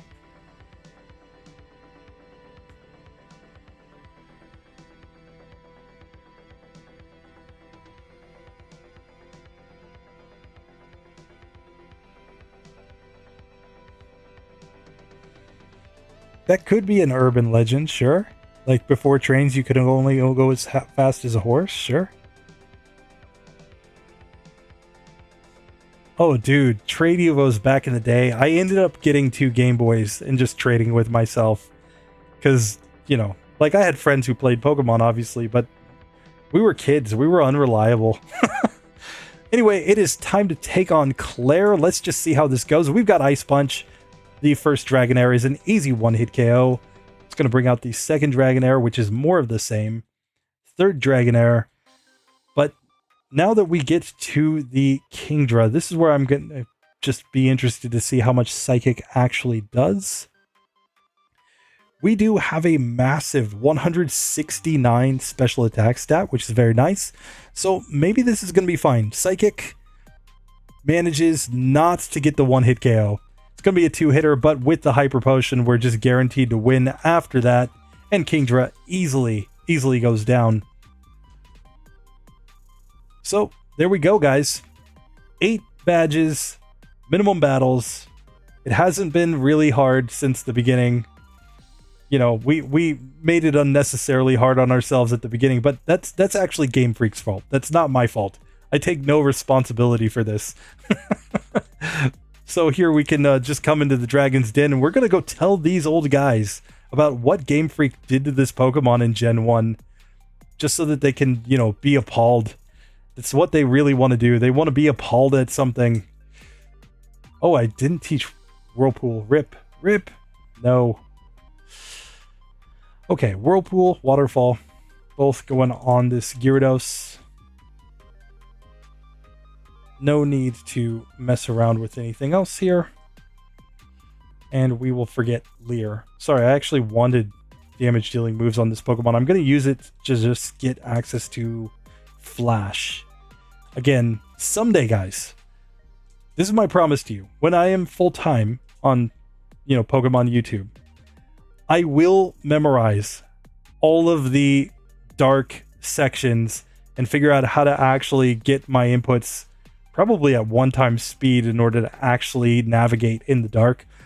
At 4 or 5 times speed, I think I'm at 5x speed here. If I try to navigate in the dark, the problem is that I can't actually tell if I've only moved 1 tile or 5 tiles. It's all basically the same. So navigating in the dark without having access to the Flash is just terrible. Terrible here. Use the Game Shark method. Yes. But we want to see you flashing. Oh, man. So Claire gets told by old guys that she needs to come off it and actually give us a badge. So I still want the explanation. Why does everybody in Gen 2, not technically everybody, but Clair and Whitney try to not give you badges? It just never made any sense to me. It's disrespect, guys. Just terrible, terrible disrespect. We're out here putting in work. Just a second. Before I go to Kanto, I am going to backtrack for a second. And let's just get all these elemental punches so that we're good to go with them for the league. So, I'm going to buy...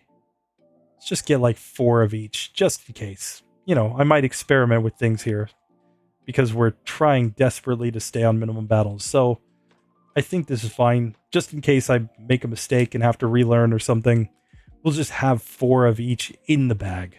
In the bag. Perfect.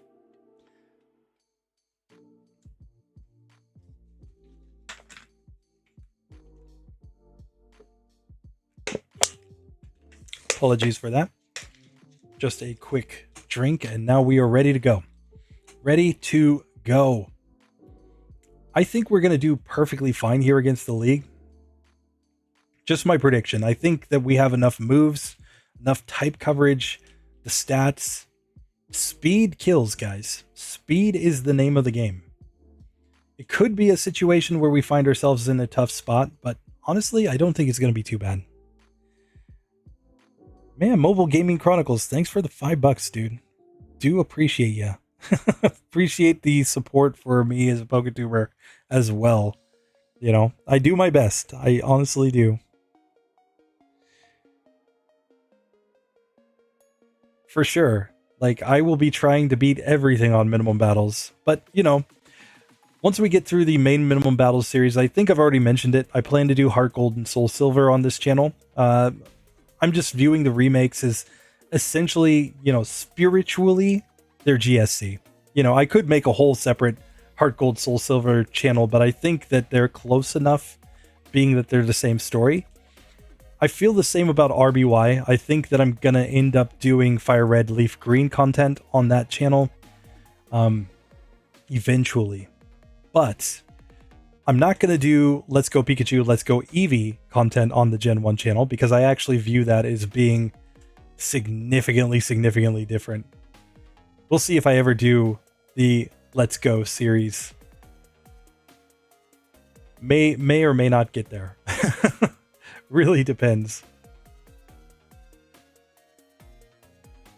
Pokemon Coliseum minimum battles. One of these days we will have to do some of those non-Game Boy console games, by the way. The Stadium series and whatnot. Try to solo run Stadium. Stadium 2. Try to solo run it with a particular Pokemon. Would be kind of interesting.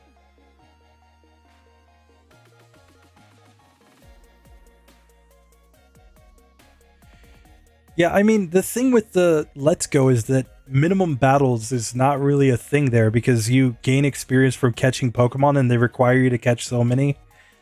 Like, it kind of messes with the whole format of minimum battles at that point. Like, we could try to make a ROM hack of it somehow, but Nintendo is very, don't get me wrong, I'm a Nintendo kid, grew up on Nintendo, but they are very litigious about any sort of emulation of the Switch games, which is what it is. It's fine. It's their IP. I'm happy that they leave us alone in the early gen games,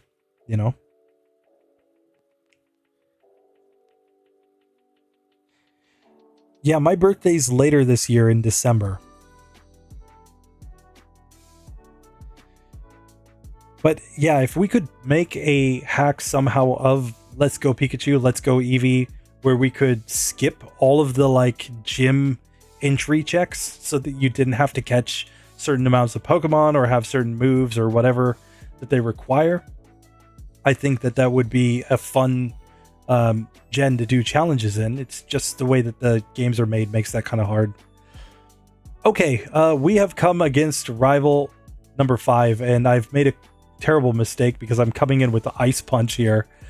Oh, terrible. Sneasel actually gets decent damage, but now we can go Psychic on the Golbat. This is an easy one-hit KO. Magneton, I'm just going to stick with Psychic here because, you know, I think it's my best move. We get hit by Swift when we don't one-shot. We wanted the Fire Punch here. That was the mistake. Now Shadow Ball ends me.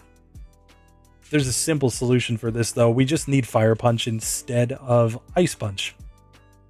This is why we went and bought a whole bunch of Elemental Punches. Where did my Fire Punch go? Hey, hey. There it is. Okay. I can fix this, guys. I can fix this. This should have been an easy minimum battles win, I think. Let's try this again. So, next attempt here, Sneasel. We're just going to disrespect with the Fire Punch, get the easy one-hit KO. Golbat comes out next, Psychic, easy victory there. It's going to bring out Magneton, Fire Punch, another easy one-hit KO. Haunter, get Psychic, no problem. Now we've got the Kadabra, Fire Punch, one-shots, and now the Feraligatr, Psychic. And it doesn't quite get the one-hitter, it goes Slash, but we easily win on the next turn. So yeah, that really wasn't bad at all.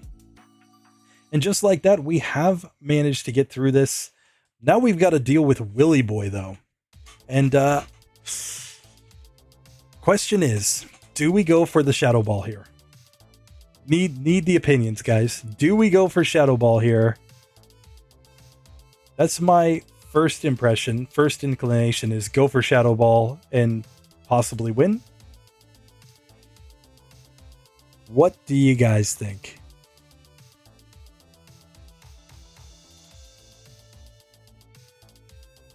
Colosseum is better than most of the modern Pokemon games. I can see that opinion. I would have to go back and actually play Colosseum. I have not played it in like years and years and years, and never in a serious capacity.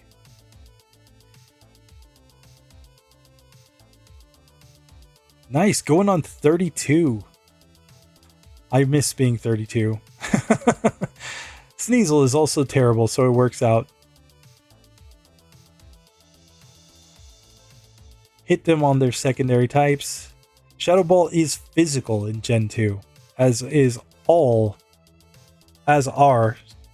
need to use grammar here, as are all ghost type moves in the early gens.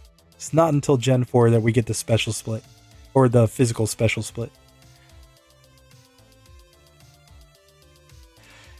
Yeah, I mean, that's one of the things with a lot of older games, right? Like even the original Pokemon games, if you're not playing on speed up, they're really tedious. Like trying to play a Gen 1 solo challenge without an emulator that speeds up the game is quite frankly terrible. Granted, in Gen 1 we had, the Pokemon Stadium with the Dodrio Game Boy, so you could play at effectively 4 times speed, which is what we're doing these days. I forget, was it 3 times or 4 times speed on that one? I know it was 2 times speed on the Doduo Game Boy. Somebody remind me. Remind me.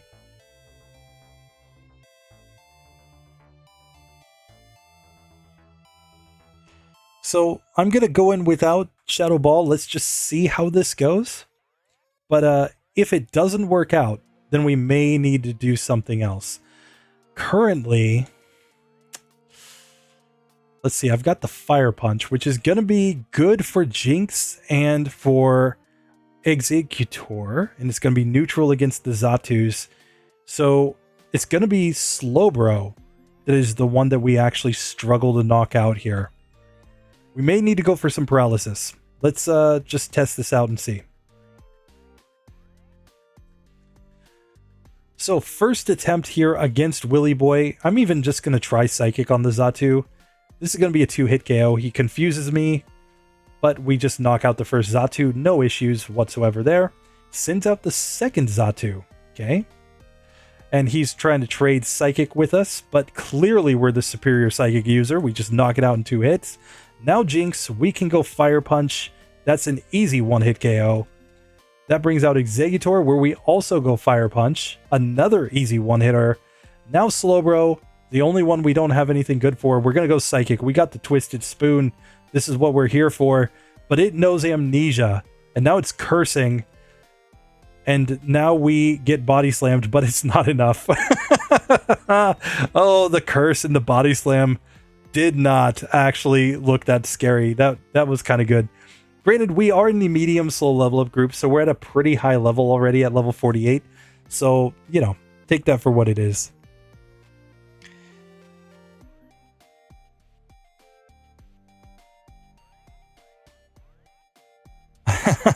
Used to emulate on school computers. Now that brings me back. Oh, you would be on the school computers and like trying to hide it from the teacher that you're emulating in the back of the room. Yeah. Oh yeah.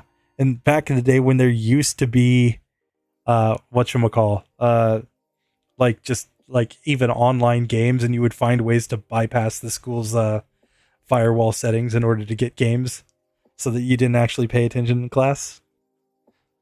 Those were the days. Gotta go eat dessert. See ya later. Smell ya later, Haken Bacon. Appreciate ya and your 10 gym badges.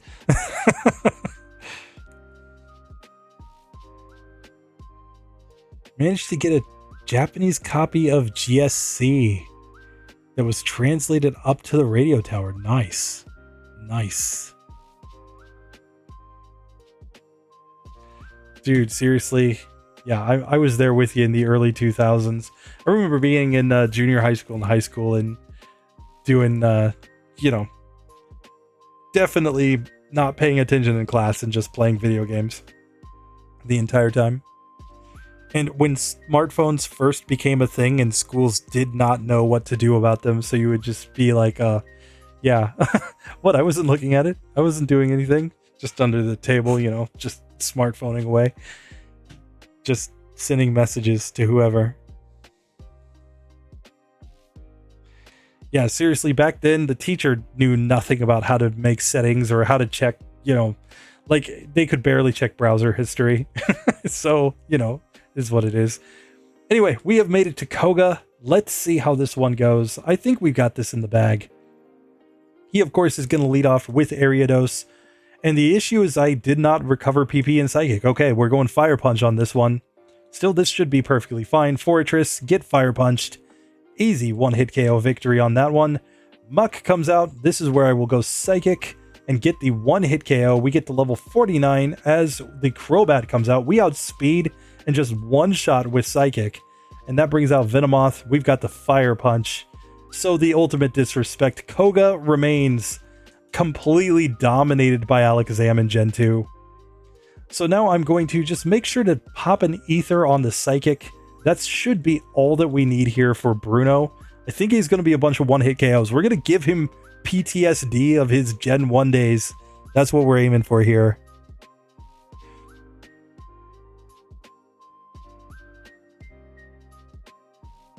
Yeah, like we had the first people trying to get like iPhones, and I used to have like one of those phones that would like, it had a touch screen, but you would like slide it up and have like an actual physical, like full QWERTY keyboard on it in order to text your friends. And so I would be using that like under the table. And I think I was like 18 when like the first Motorola Droid came out.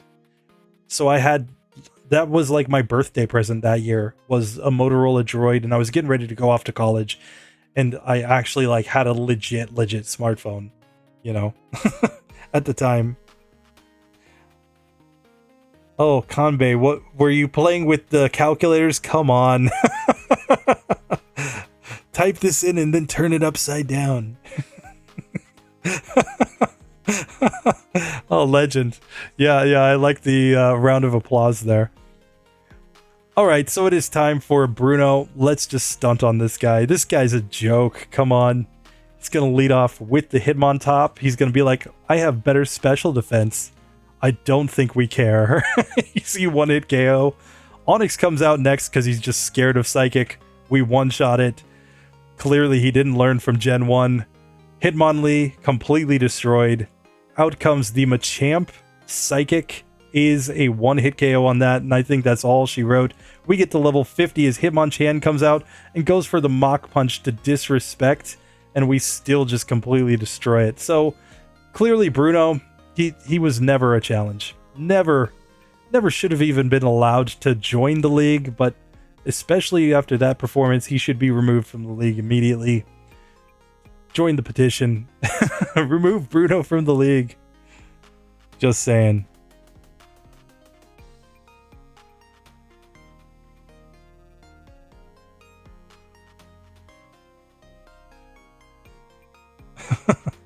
$500 MB data caps. Those were the days where you had to pay for, text messages and minutes. Remember that? Buying minutes on your phone? Oh, man. All right, we have made it to Karen. Karen could be the first spot where we actually have trouble. We definitely need to not have Fire Punch here. We need a different move. I'm going for the Thunder Punch because we need a neutrally effective move against the Houndour. I think this is our best play. We could go Dynamic Punch, but I'm going to avoid that for now. Let's just go with this instead. So, Karen attempt number 1. I'm a little scared here of this Umbreon. Looks to be a 3-hit KO. Now, we should have some Pokemon that are a little bit easier. In fact, it's a 4-hit KO, but we do snap out of Confusion. Murkrow, we can go for the Thunder Punch and get the KO right there. Houndoom comes out next. I'm going to recover here. Crunch does massive damage. I think we need a Thunder Wave there. Okay. That is our first reset on the league, is Karen. This is a legit scary fight. So I'm going to go for Thunder Wave now on Umbreon. Of course, it disrespects me by going for the Sand Attack. We hit ourselves in Confusion once. And I'm going to just have to recover HP here to keep my HP as high as possible. We're hoping to get it fully paralyzed. Nice. There we can just barely miss knocking it out. That's fine. We're just waiting for it to be fully paralyzed another turn. And now we can knock that one out. We're on full health this time going to Murkrow, which means we can knock that one out. Houndoom is the issue. Let's see what Thunder Punch does. It does slightly less than half, and it drops our special defense. We would need a crit here in order to get through this Pokemon.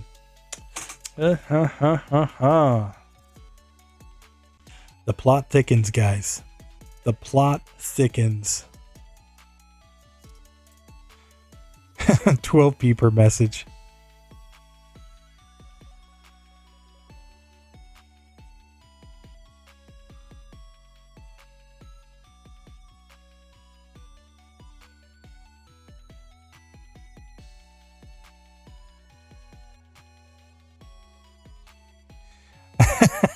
Oh, man. Yes, MSN Messenger. Those were the days. Reset. Yikes. Oof. 3-shot. Yeah, exactly. Houndoom finally giving us something to be a little bit nervous about here. And honestly, I don't think we have anything better than this other than maybe going Dynamic Punch and trying to get, a setup there.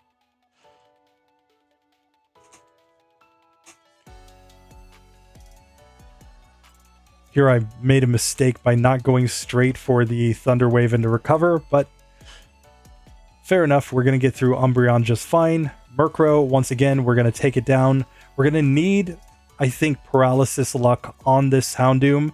After we get through Houndoom, we're perfectly fine. We're golden. So we're just hoping that it will be fully paralyzed for a turn.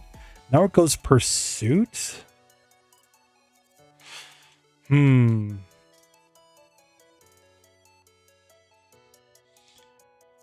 it's slowly whittling us down. We finally get it to be fully paralyzed for a turn. And it lowers our special defense. And that was all she wrote for that. Sorry, I was hoping that we could get better paralysis luck than that. We are not allowed to use the magnet in this one because this is a Twisted Spoon run.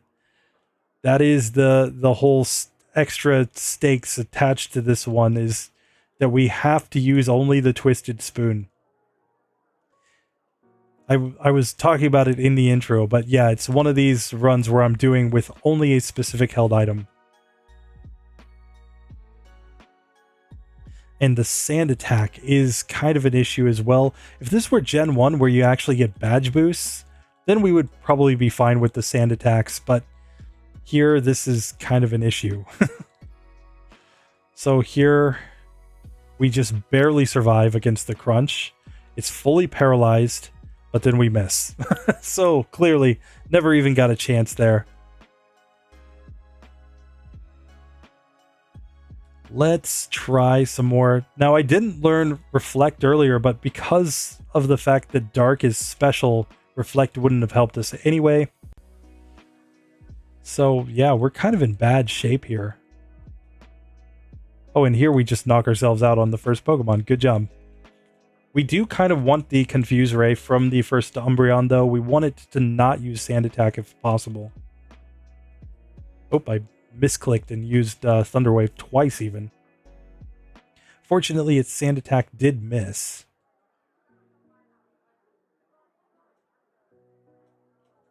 Here we can at least snap out of Confusion and start healing up. But this one's going to be the really random fight, it seems like, in this whole section, because I think once we get to Lance, we're going to be perfectly fine. And I'll break that down when we get there. But honestly, I just see no way that Lance actually poses a problem for us. Pretty sure it's only this fight.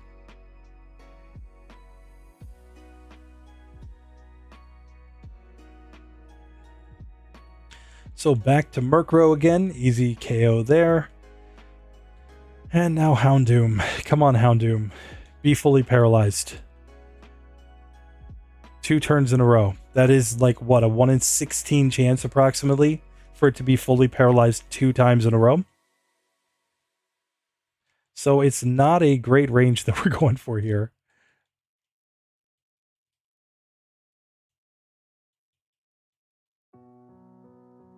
Oh, we get a crit there. No.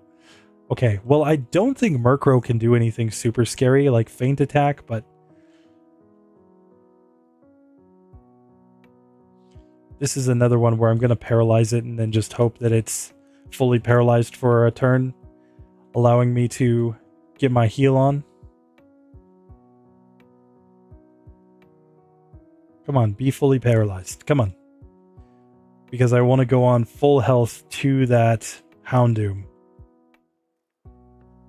There he is, fully paralyzed. So that Pokemon goes down. Nice. Houndoom time. Thunder Wave.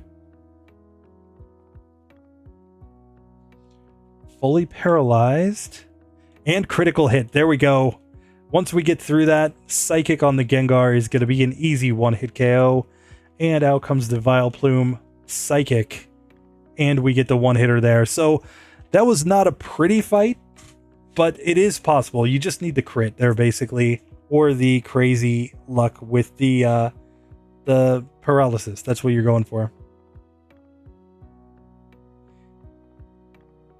Yeah, it always feels like the AI doesn't really get fully paralyzed as much as it should, but, you know, I mean, it is just a random kind of thing, right? A 1 in 4. It always seems to happen to you, never seems to happen to them, but you know, who knows? The odds might actually be fair. Just doesn't feel fair. But with that, we have actually made it now through that section. And now I'm going to do what might seem like a questionable decision, but I think it's actually a super easy decision. I'm going to keep Thunder Punch, but I'm going to forget Psychic to learn Ice Punch.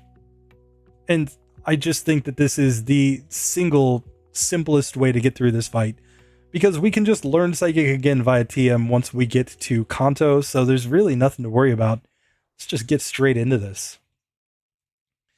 So Lancey Boy, attempt number 1. He leads off with Gyarados. We Thunder Punch. Easy one-hit KO.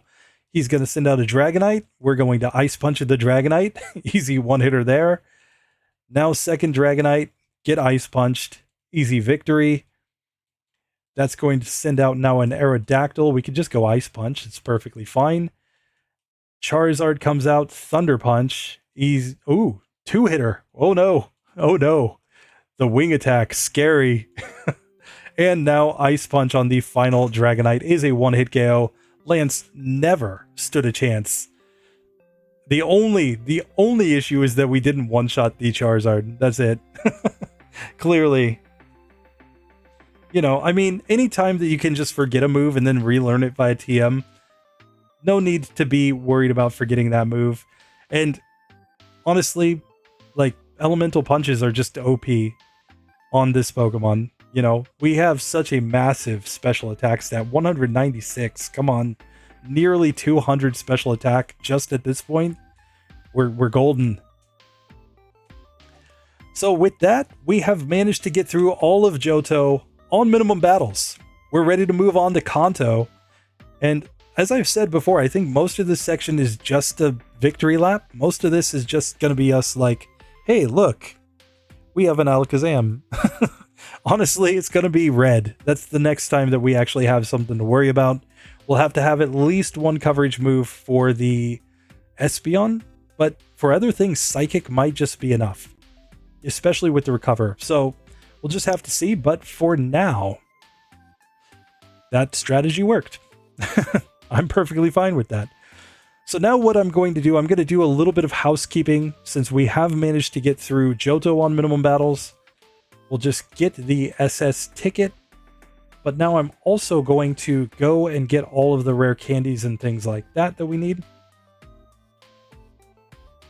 So let's just have them all, because red is the spot where we're just going to absolutely have to drop tons and tons of rare candies there.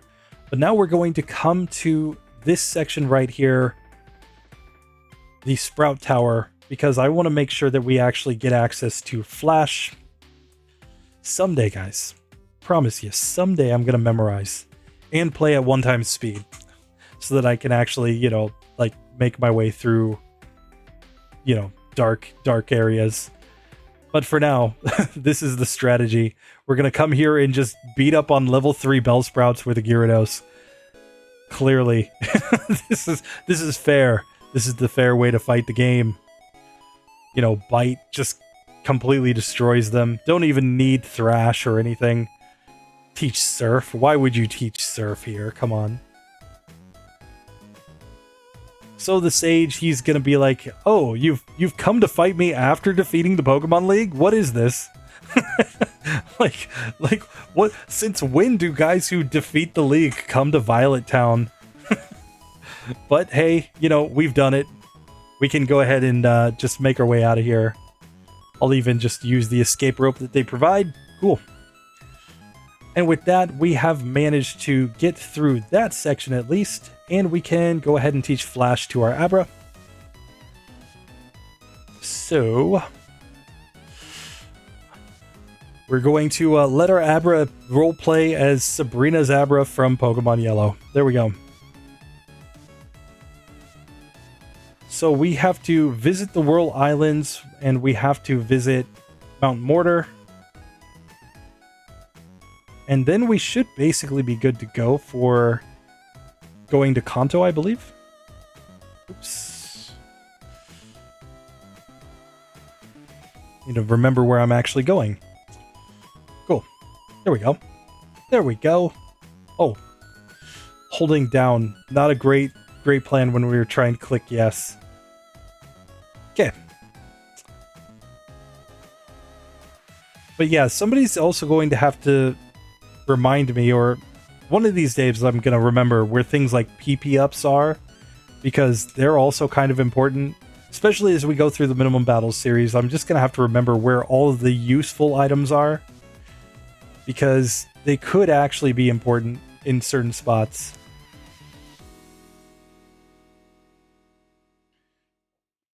Let's see, Mount Mortar, we'll go to Goldenrod.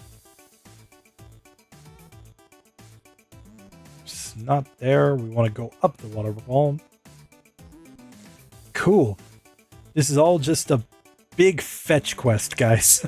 Like it's like playing a Final Fantasy game for like the first 3 hours. is just go pick up some item and bring it back. Just saying. It's basically what I did in Skyrim for like, 10 years. It's fetch quests. Just saying. Honestly felt that way half the time. Go and pick up this item and bring it back to me. Oh, man.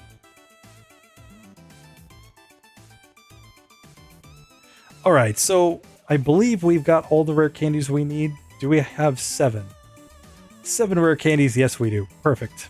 We're ready to go to Kanto.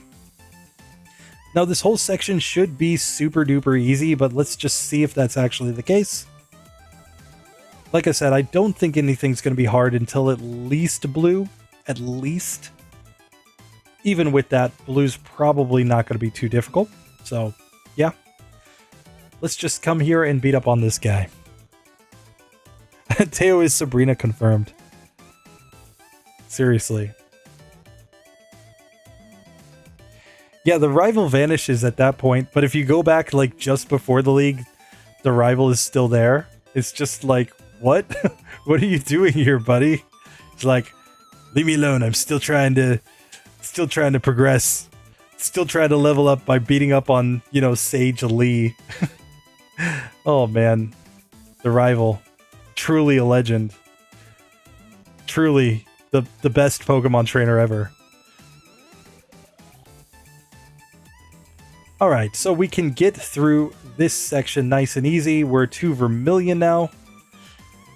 And honestly, like, we don't necessarily need to change our moveset immediately to even have Psychic. We can probably just run Elemental Punches for a hot minute, given the exact moves that we have. So let's just do that. Like, I will pick up Psychic here from Mr. Psychic, just to have it. Cool. That is done. Let's go up to Sabrina's gym, because we wouldn't even want to use Psychic here. We just want to use these other, Elemental Punches. I think this is fine.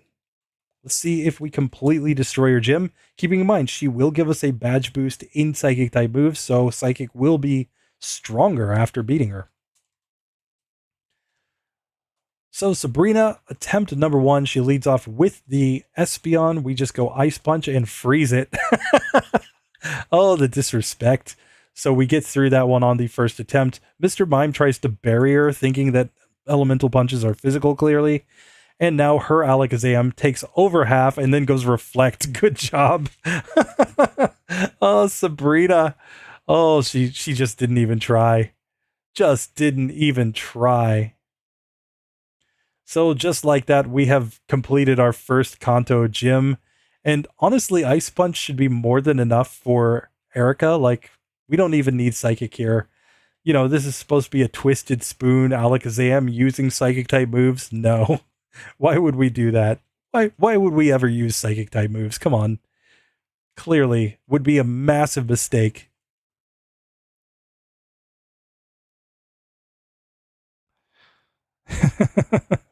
So now I love my Pokemon. Yeah, there you go. Lance just keeps beating the rival over and over and over again. Mr. Mime can see into the future, clearly. So here we're just going to come into this gym and start messing with these Pokemon. My music has stopped. Sorry.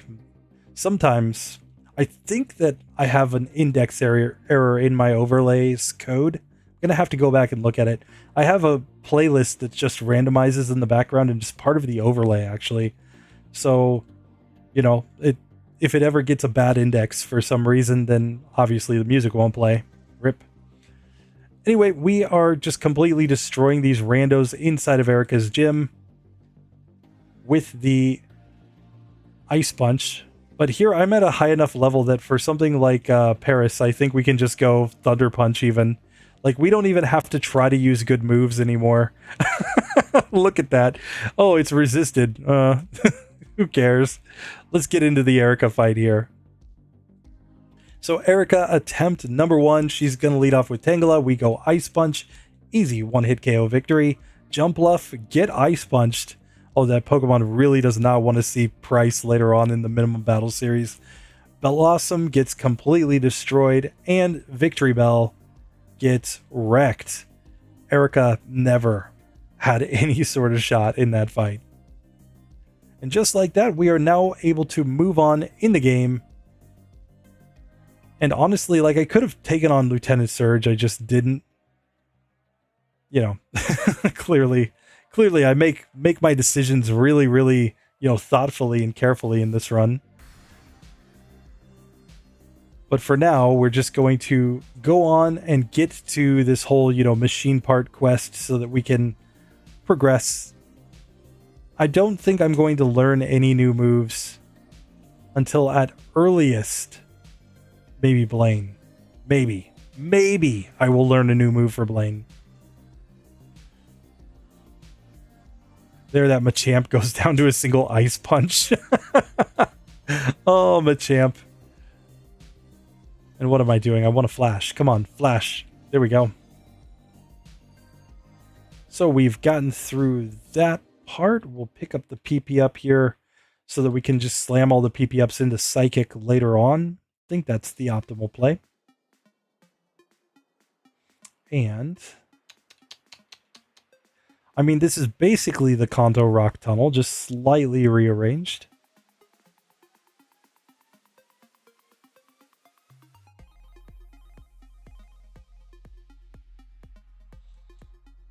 That is interesting. I had not thought about that, but yeah, Blossom loses the poison type, doesn't it?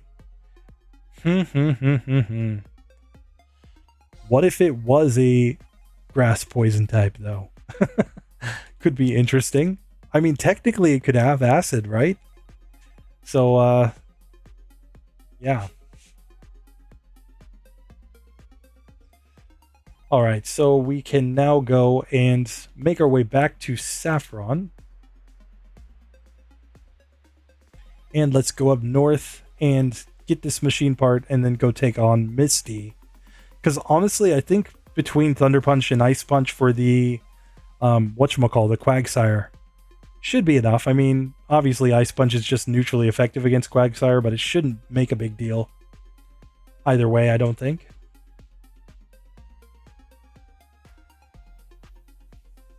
So let's just get through this whole victory lap. This is like my least favorite part of Johto, or not Johto, Kanto technically, but my least favorite part of Gen 2 is this part of the game right here, where like I like on the one hand that they put in the Gen 1 gym leaders. I wish that they had made the Gen 1 gym leaders harder than Lance, so that you would like build up through them like towards, actually taking on Red at the end, and Red would just be massively powerful. But it would imply, that the OGs over here in Kanto are, so much, like, don't get me wrong, they're all stronger than the Johto gym leaders, but it would imply that they were much, much stronger. I don't know. I guess I can get that they wouldn't want them to be stronger than Lance, but still, they should be like Elite Four members. Like, I just don't understand all these Pokemon trainers that we have to fight. They're using Pokemon that are so incredibly weak that we don't even have to try. Like, this girl with the 2 Paris and the Parasect has literally been here since the days of Kanto. And oh, we didn't one-shot with Thunder Punch. Doesn't matter. Easy victory. Like, at this point, I just kind of go on autopilot because I'm like, we have to do this whole part. Okay. Oh, I needed to do the whole machine part. Rip. No wonder Misty wasn't there. Went all the way up there to mess up a date for nothing, guys. Nothing. It's alright. Come here, we'll get the machine part. And now we'll go back up there and unlock the gym. Just walk past that guy. We've got nothing to say to him. But yeah, I don't know. Like, I would have also liked a, post-game mode where, I know Spith Plays Pokemon did something like this where you could start in Kanto as opposed to starting in Johto. In one of his runs, he did that. Would be very fun, in my opinion, to actually be able to start in Kanto, but play through the Gen 2 storyline. Anyway, we have made it to Misty. Let's see how this goes. So Misty, attempt number 1, she leads off with Golduck. I'm just going to Thunder Punch right there and one-shot that Pokemon. Starmie comes out next. We just Thunder Punch and one-shot it. Not sure why she sent that Pokemon out second. Quagsire will go Ice Punch. It's going to be a 2-hit KO, but it just goes Amnesia and gets destroyed the next turn. And then Lapras, Thunder Punch, is a 2-hit KO, but it goes Rain Dance. Okay. Good job. Good job, Misty. You did excellently, considering that, we knew we were going to beat you. But hey, 2 of your Pokemon actually managed to survive a hit. That's a small, congratulations, I guess. Anyway, now we can come back. We can deliver the machine part. We'll get the expansion card. Reckon we'll just go and fight against Lieutenant Surge while we're down there. And yeah.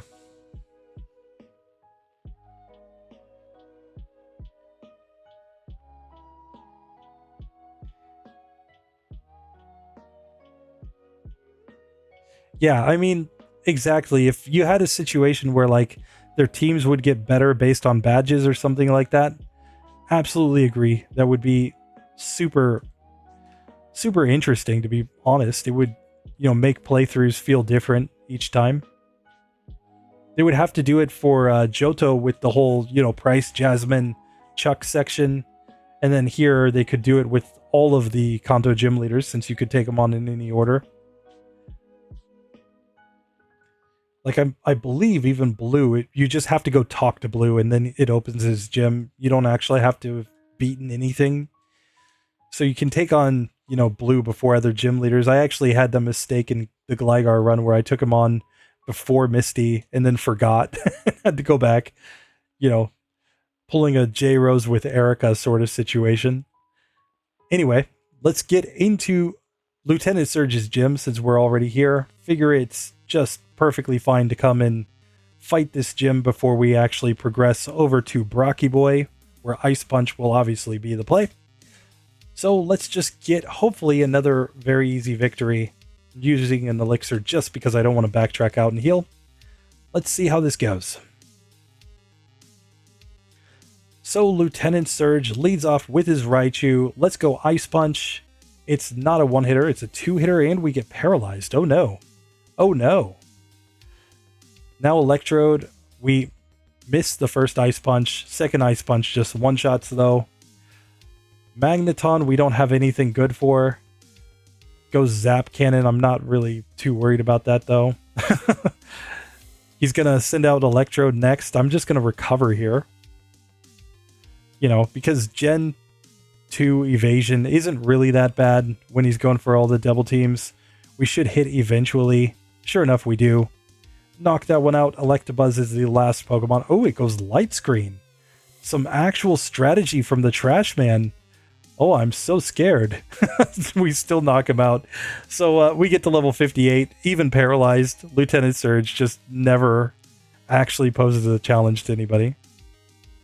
Let's see. I already got this, didn't I? Yes. Yes. Sorry, I'm not misremembering. Perfect. So there we go.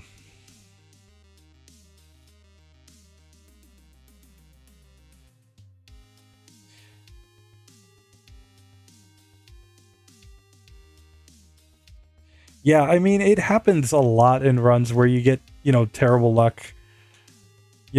Where every single blizzard hits, you're just like, come on.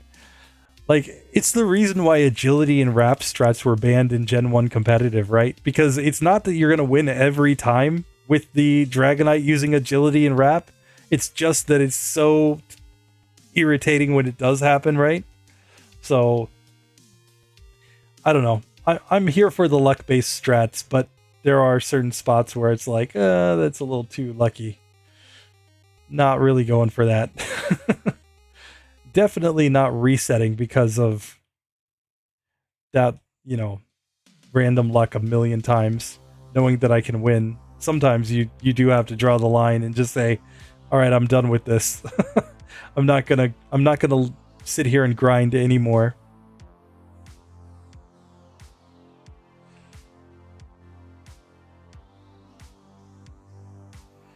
Appreciate you for still hanging out, Mobile Gaming Chronicles.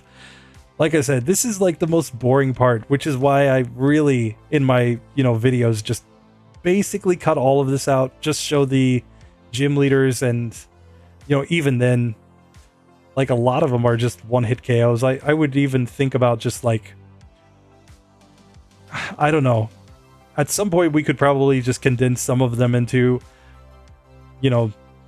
so-and-so is a non-factor and just move on. So here, let's come into Brock's gym. We obviously have a clear strategy here. Just the Ice Punch, Thunder Punch will do the job here. So the Sand Slash on Lightyear's boy gets completely destroyed, and Brocky boy time. He's going to lead off with the Graveler, which just is an easy one-hit KO with the Ice Punch.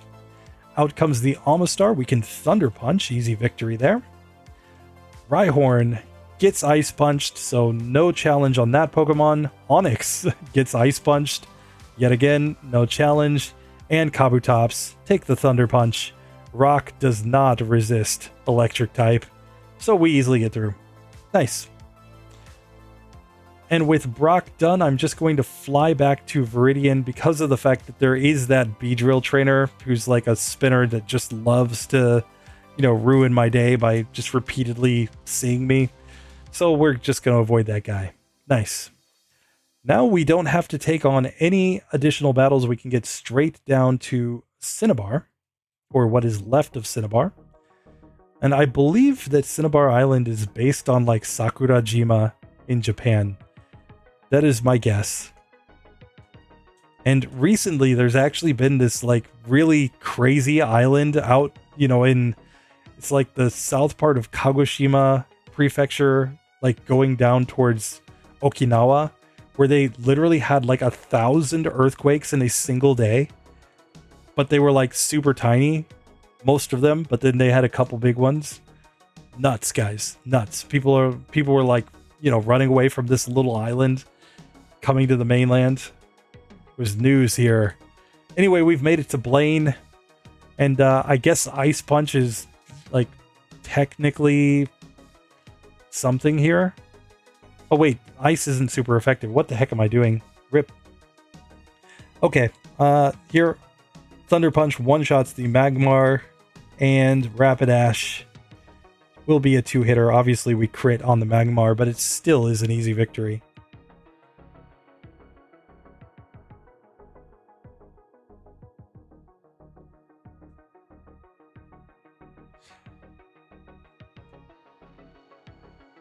The anime did lie to you. Yes.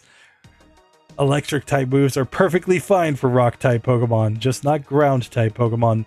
But even then, Ash's Pikachu was completely destroying rock and ground type Pokemon with Thunderbolt, which is why when I did the Ash's Pikachu run on Gen 1, I just changed it so that ground only resists against electric type moves, and I think it was appropriate. I think we proved that was basically anime canon. Anyway, here is Janine. Janine is not going to be a challenge at all. Ice Punch on the Crobat, perfectly fine. One hit KO. Ariados, let's just stick with the Ice Punch. Obviously, Venomoth is flying type, so it just goes down in a single hit. Weezing. Ice Punch is a one-hitter there. And second Weezing. Weezing, it levitates, so technically flying type, in my opinion. Therefore, we are going to just Ice Punch it. Oh, man. Just saying, guys. We have gotten through this entire section with no issues whatsoever. And now it's time to go back and take on Blue, our final gym leader, before we actually get to the real challenge at the end of the game. And I don't know, maybe the elemental punches are the best way to go here, because, I mean, a lot of his Pokemon are weak to these moves, and otherwise neutrally affected. Let's just see. I'm going to go in without adding on Psychic here. Let's just see how this goes.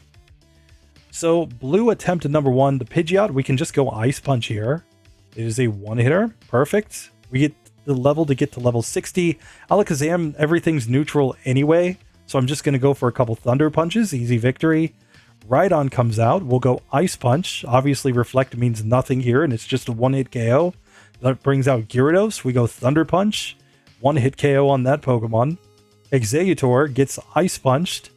Easy victory there. Oh, actually, no. It survives and Leech Seeds.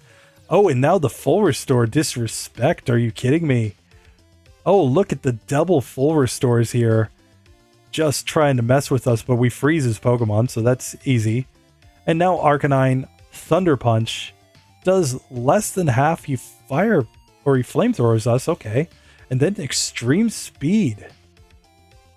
We're going to just recover here.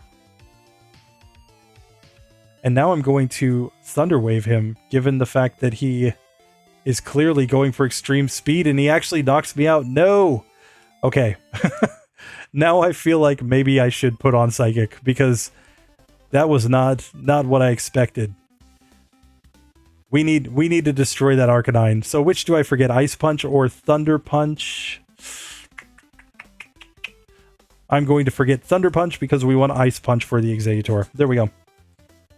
Simple. Simple logic. Simple mechanics, guys. But now, with this new setup, we can still go Ice Punch on Pidgeot, of course.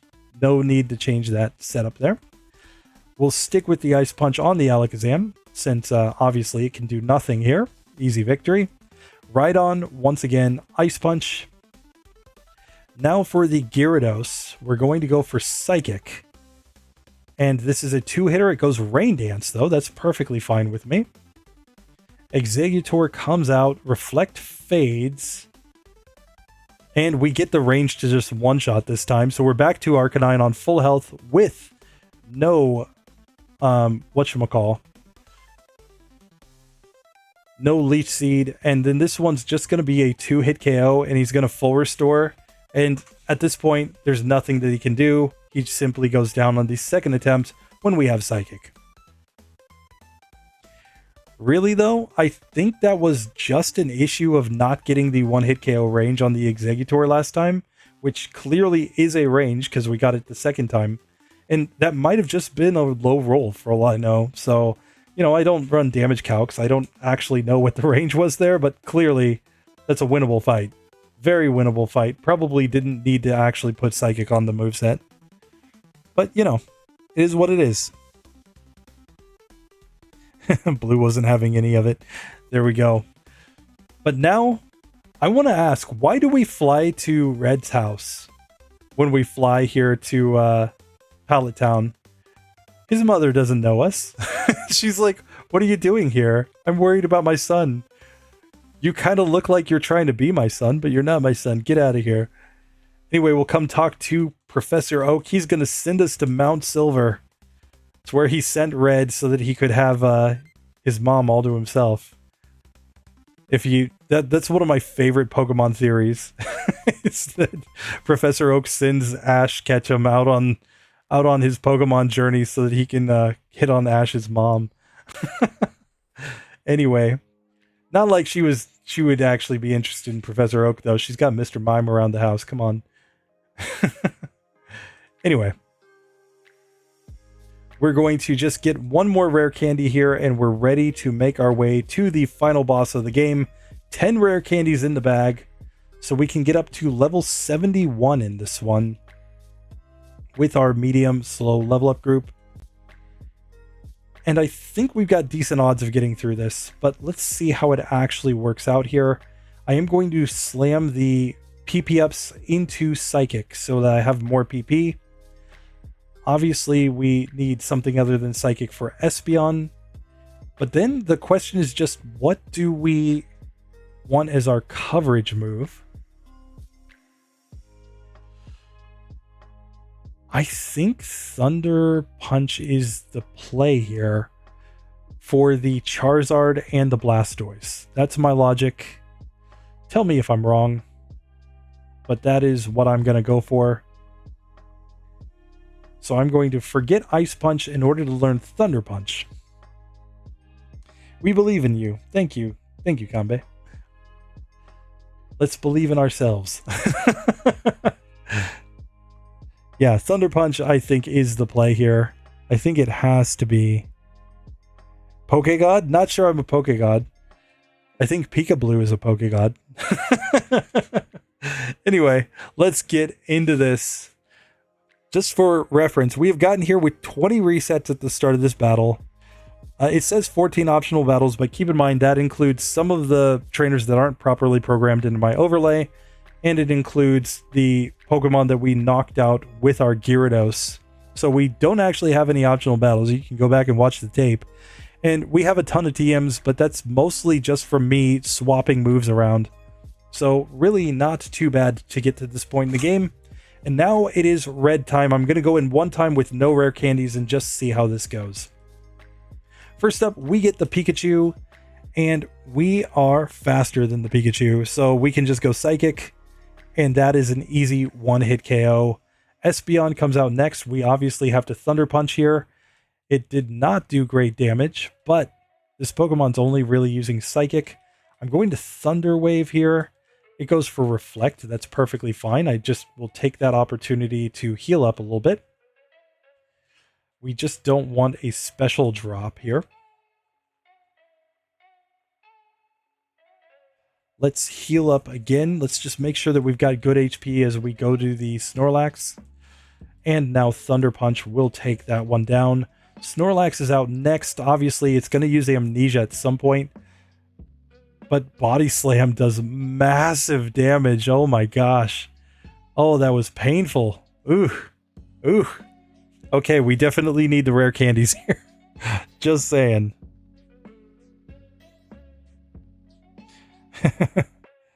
AKA cheating. The heart of the cards. Appreciate you. Mobile Gaming Chronicles, I do appreciate the very kind words from you. So here, let's go ahead and just drop some rare candies. Because, yeah, that Body Slam did way too much damage there. And we weren't getting a very good range on the Espeon. So I think this is the way to go. Let's try at level 69. Let's just see if this is a really nice run. Otherwise, we have 2 rare candies left in the bag. But I think it's too meme-worthy to try level 69 here. We, of course, one-shot the Pikachu. We're going to go for our Thunder Punches here. This now looks to be a 3-hit KO range. We get a special defense drop. Ooh, hoo, hoo, hoo, hoo. The plot thickens. Espeon doing actual damage here. And, ooh, the crit too. Come on, come on. Obviously, if it doesn't crit, we will be able to heal back more damage than it deals to us. But we definitely do not like this situation. Eventually, it's going to run out of Psychic PP, though. So there we go. It has no Psychic PP left. And now it goes Mud Slap. Oh, great. Just what we needed, the Mud Slap. I was hoping it would go Swift. Here we can go Psychic now on this Snorlax. It goes Amnesia here. I'm going to Thunder Wave. Body Slam did pretty significant damage, but we can heal here. And we still get knocked out. Okay.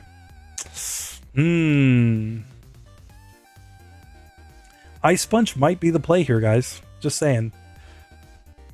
Now, the other thing is that against the Espeon, we could try to Psychic ourselves. And it appears that Psychic is doing basically the same as the Thunder Punch. So we get a 3-hit KO there. So now on this Snorlax, I'm just going to go for Psychic here. I think we need a crit here on this Pokemon, to be perfectly honest. Crits will ignore their stat boosts, but not ignore like any changes to our own stats, basically. If I recall correctly. Or I think it ignores the user's stat drops. But yeah, here I think we need the special defense drop, for example, on the Snorlax. And if we're at low enough HP, we actually get knocked out. This is a spot where we kind of wish we had Reflect. Obviously, we don't care about Charm. I just misclicked there on the Pikachu, but it's perfectly fine. So here, I think we go Thunder Punch just because of the fact that the ranges are the same either way. Let's Thunder Wave on the Snorlax. Oh, and we have to have higher HP there. Rip. Rip, rip. That was the mistake. We needed higher HP there to survive against the Snorlax for a turn.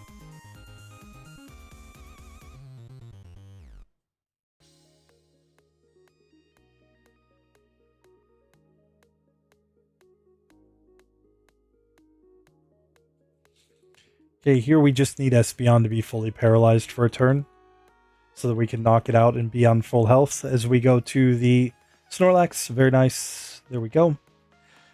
Now, yet again, I'm going to Thunder Wave on Snorlax, hoping that we can buy some extra turns here.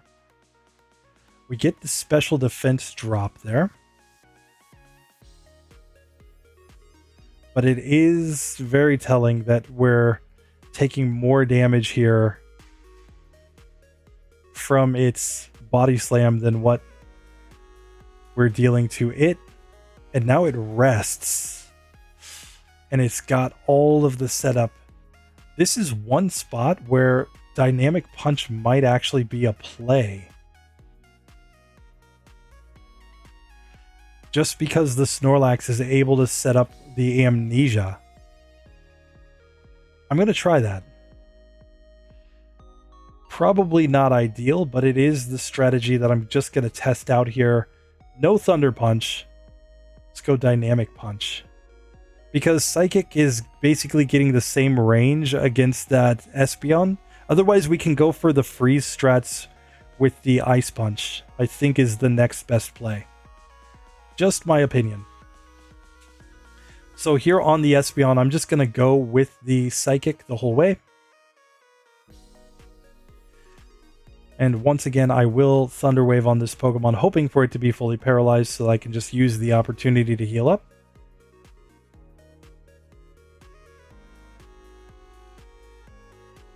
Fortunately, Recover has more PP anyway, so we get to knock that Pokemon out. Let's see what Dynamic Punch does here. Does really good damage and gets the confusion, which is the main point here. And that gets the Snorlax on fairly low health, and 3 Dynamic Punches would be enough to knock this Pokemon out. Plus, when it's asleep, it obviously cannot use Amnesia. So it snores, but we just managed to knock it out after that. So Dynamic Punch does solve that part of this battle. Now Charizard is going to be a 2-hitter. The Flamethrower did really good damage. But we do manage to take that Pokemon down. Blastoise is out next. I'm going to Recover here as it goes Surf. Surf does decent damage, but I think we can out-heal it.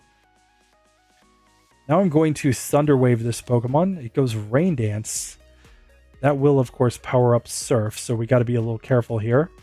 Surf is now doing over half to us. And we kind of need it to be fully paralyzed, I think.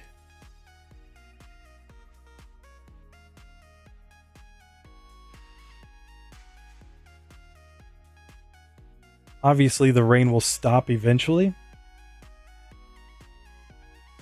Fortunately, Recover has a lot of PP too. So here we can now go Psychic. We did about half. And so Surf isn't that big of a deal, just a 2-hitter there. That brings out the Venusaur. We're on half HP, but we've run out of Psychic PP because I didn't use the PP ups. No, rip. Oh, this run. Rip this run. We're going to have to recover here. I'm going to Dynamic Punch in order to confuse this Pokemon. He will not use any full restores here. But now we have to use up our PP in Thunder Wave. Oh, man. No. Mistakes were made, guys. Mistakes were made. Okay, it's fully paralyzed. We can like take another turn to use a Thunder Wave PP there. Of course, Solar Beam normally has to take in sunlight.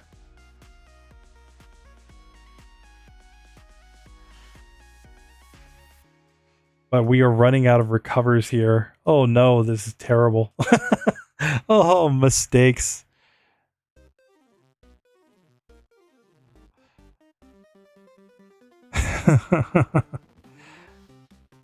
Oh man.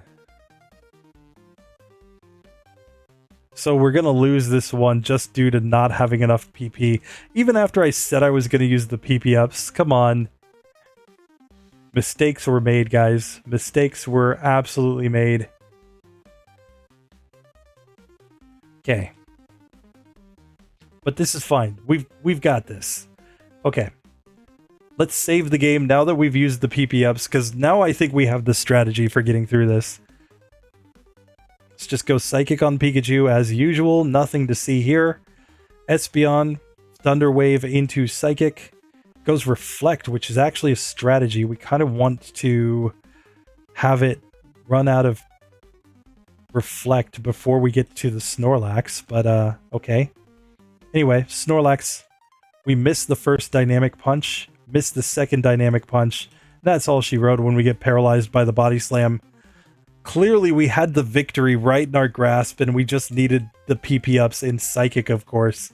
We would have had 6 PP left over in that situation.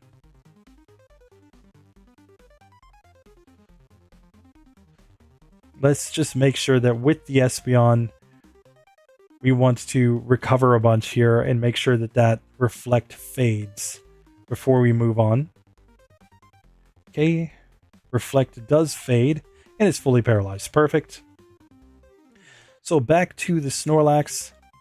We missed the first Dynamic Punch, hit the second one. Okay. And it's confused and it hits itself in confusion. Dynamic Punch. And he Body Slams. And now even Psychic should just end that one. Charizard, I'm going to Thunder Wave this Pokemon. Let's recover right here. Flamethrower obviously does decent damage. Oh, and we get burned. Oh no. Oh no. Let's just recover here. Obviously rest would be nice in this specific spot. And here we really want this Pokemon to be fully paralyzed because we're taking so much damage. Oh no. The burn basically ends this one, I think. We need like a crit on Blastoise. And we don't get it. And we simply go down to the burn. Okay. Okay. I thought if we crit the Blastoise, we might have had a chance then to just one-shot the Venusaur. The burn is only like a, what, 10% chance there, I believe, though. So let's just kind of get this Vaporeon, get this Espeon worked down. Oh, my evolutions. No. Oh, and we get the crits. Are you kidding me? Come on, come on, come on. There we go. Get the heal. Fully paralyzed. Perfect. That's what we wanted to see. Now, let's go for the Dynamic Punch here. We land. We confuse it. Goes Amnesia. It's basically fine. But we actually need Dynamic Punch to hit. Oh, and we get paralyzed. RIP. Oh, we had this. We had this. Come on. You get all the way to the end of the run. You're at level 69. Everything is perfect. And then what do? You just kind of like mess up the whole run at the end. Right when you had it, you know. Oh, and oh, we had to crit there. Come on. So the Reflect is still up on the Snorlax. And now the Dynamic Punch. It's obviously all or nothing. 50-50 shot there.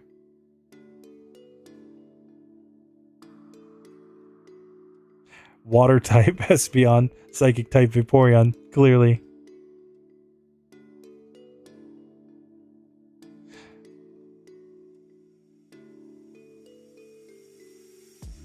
Oh man. We got this. We got this, guys. I swear. This is gonna work. It's just gonna take a few more attempts because of that mistake. Oh, I Dynamic Punched on Espeon by mistake here. That's okay. It was confused for a turn. That's fine. Still take it down.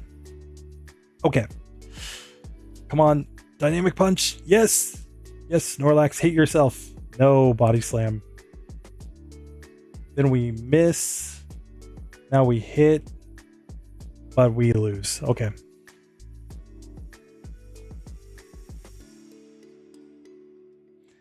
Yeah, I mean, the crits are a thing. Oh, and here I tried to dynamic punch on the Pikachu. Sorry, I'm resetting there because I actually need my attack stat now. This is what happens when I just press buttons. Look over at chat for a second, press buttons. Terrible.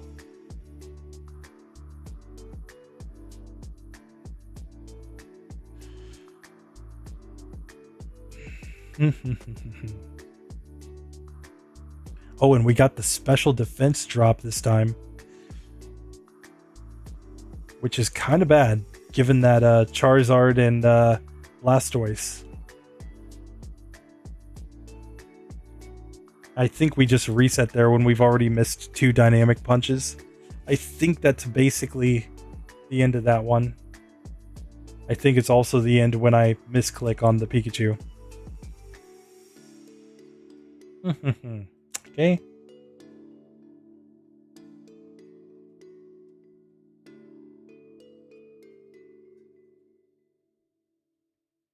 Okay, we get a nice crit there.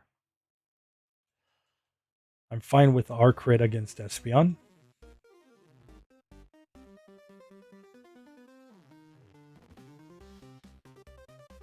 But now, please, just be fully paralyzed. One time. One time, please. Espeon's just like, I will never be paralyzed. Clearly. This is fair. This is the way the game was programmed. They're just like, Espeon never is fully paralyzed and gets 2 special defense drops. Are you kidding me? That is already a reset. That is already a reset. We used way too much PP on that Pokemon.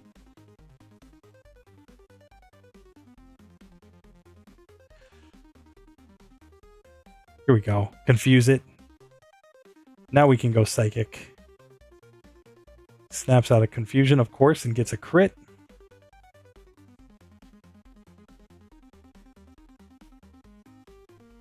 This Espeon clearly has some crazy plot armor. And it's the only Gen 2 Pokemon on the team. Oh, man. What is this nonsense? Espeon, be paralyzed like one time. Come on. Look at this psychic spam here. What is this? Finally, it goes Swift. Oh, that was terrible. Oh, and we don't even get the range to KO it? Come on. Oh, now the game's just trolling. Now Red is just truly trolling. Oh, sorry. I thought I got knocked out there. Rip, I had 3 HP remaining. Still, we probably weren't winning that one. Definitely need better luck than that. Misclicked and used Dynamic Punch there.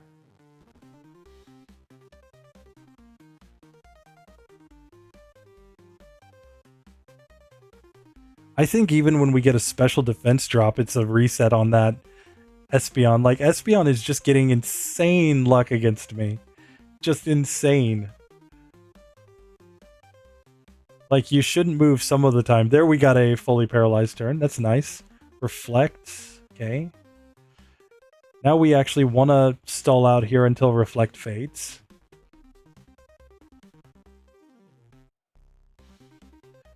But again, we get the special defense drop. Okay, Reflect finally fades. Now just be paralyzed for a turn. Espeon, be paralyzed for a turn. Espeon, stop with this nonsense. Be paralyzed for a turn.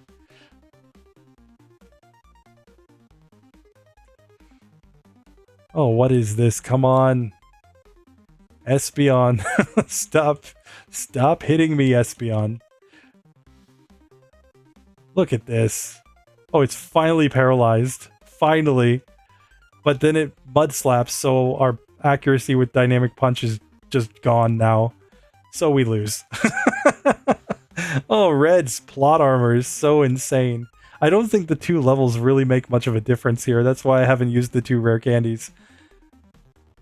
At some point, we might just have to go for the Ice Punch and just, like, try to freeze things, because this is ridiculous.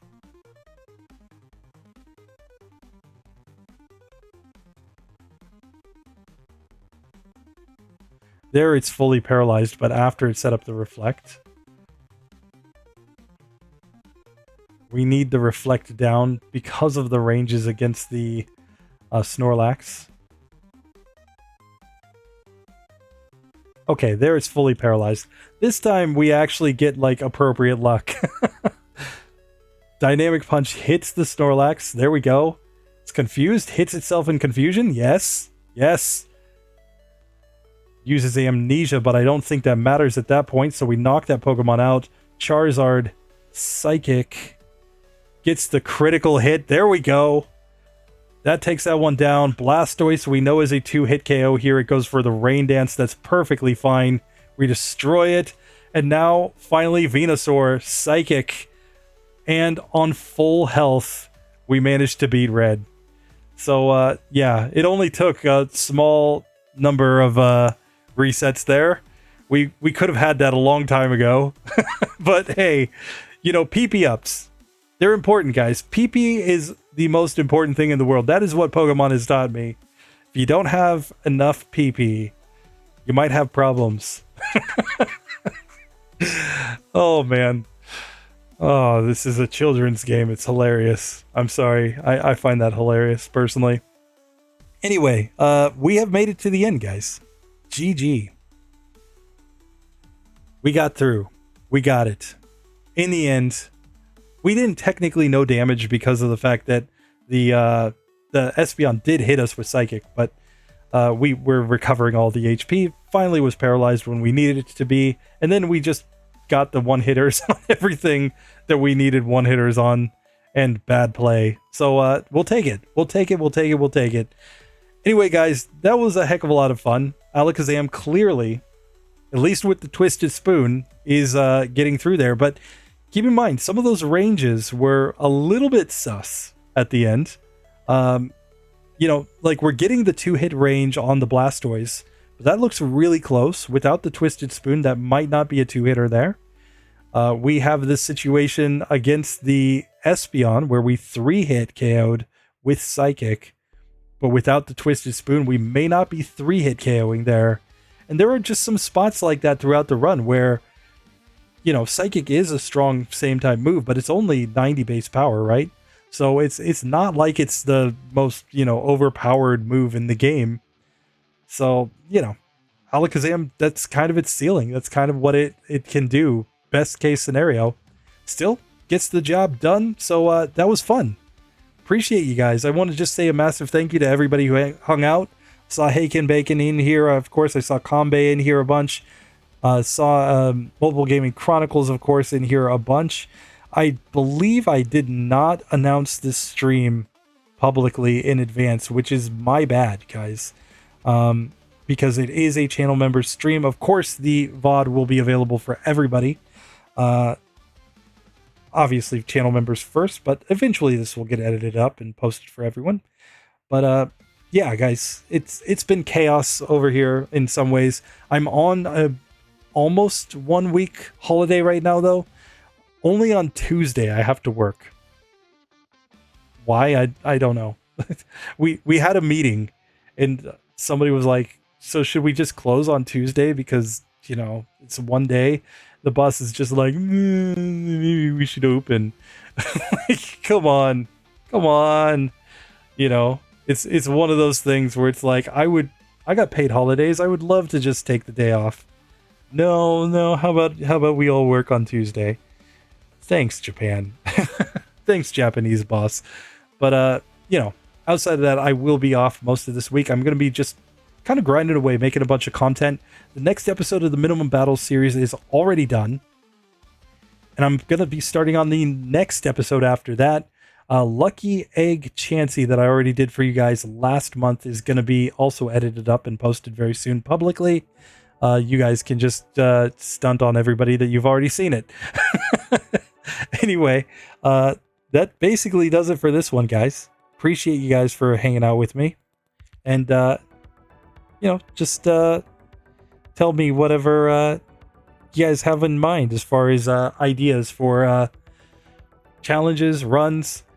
One thing that I'm planning to do Though, just kind of sticking in this theme of held items, especially held items that were transferred from Gen 1 to Gen 2, we actually have a 4-parter that we got to do. We got to do the Bright Powder Pokemon. Those are the 3 legendary birds of Kanto and Mewtwo. When transferred from Gen 1 to Gen 2, come in with Bright Powder, an item that in Gen 2 lowers your opponent's accuracy by 7.8%. It got buffed to 10% in Gen 3, but it just makes them slightly evasive against everything. Almost like, making up for Gen 1 with, like how even 100% accurate moves could miss, except it's, way more than what 20 times the effect of a Gen 1 miss. So it could actually have a big impact on a run, and it would be really fun to see just how many 100% accurate damage dealing moves miss in that run because of the Bright Powder. I'm going to test it out in the future, and I just want to see it on all of the legendary birds and Mewtwo. Tell me what you think about that. But anyway, that basically does it for this one. Hope you guys are having a good one. Take care. I will see you in the next one. Later, guys.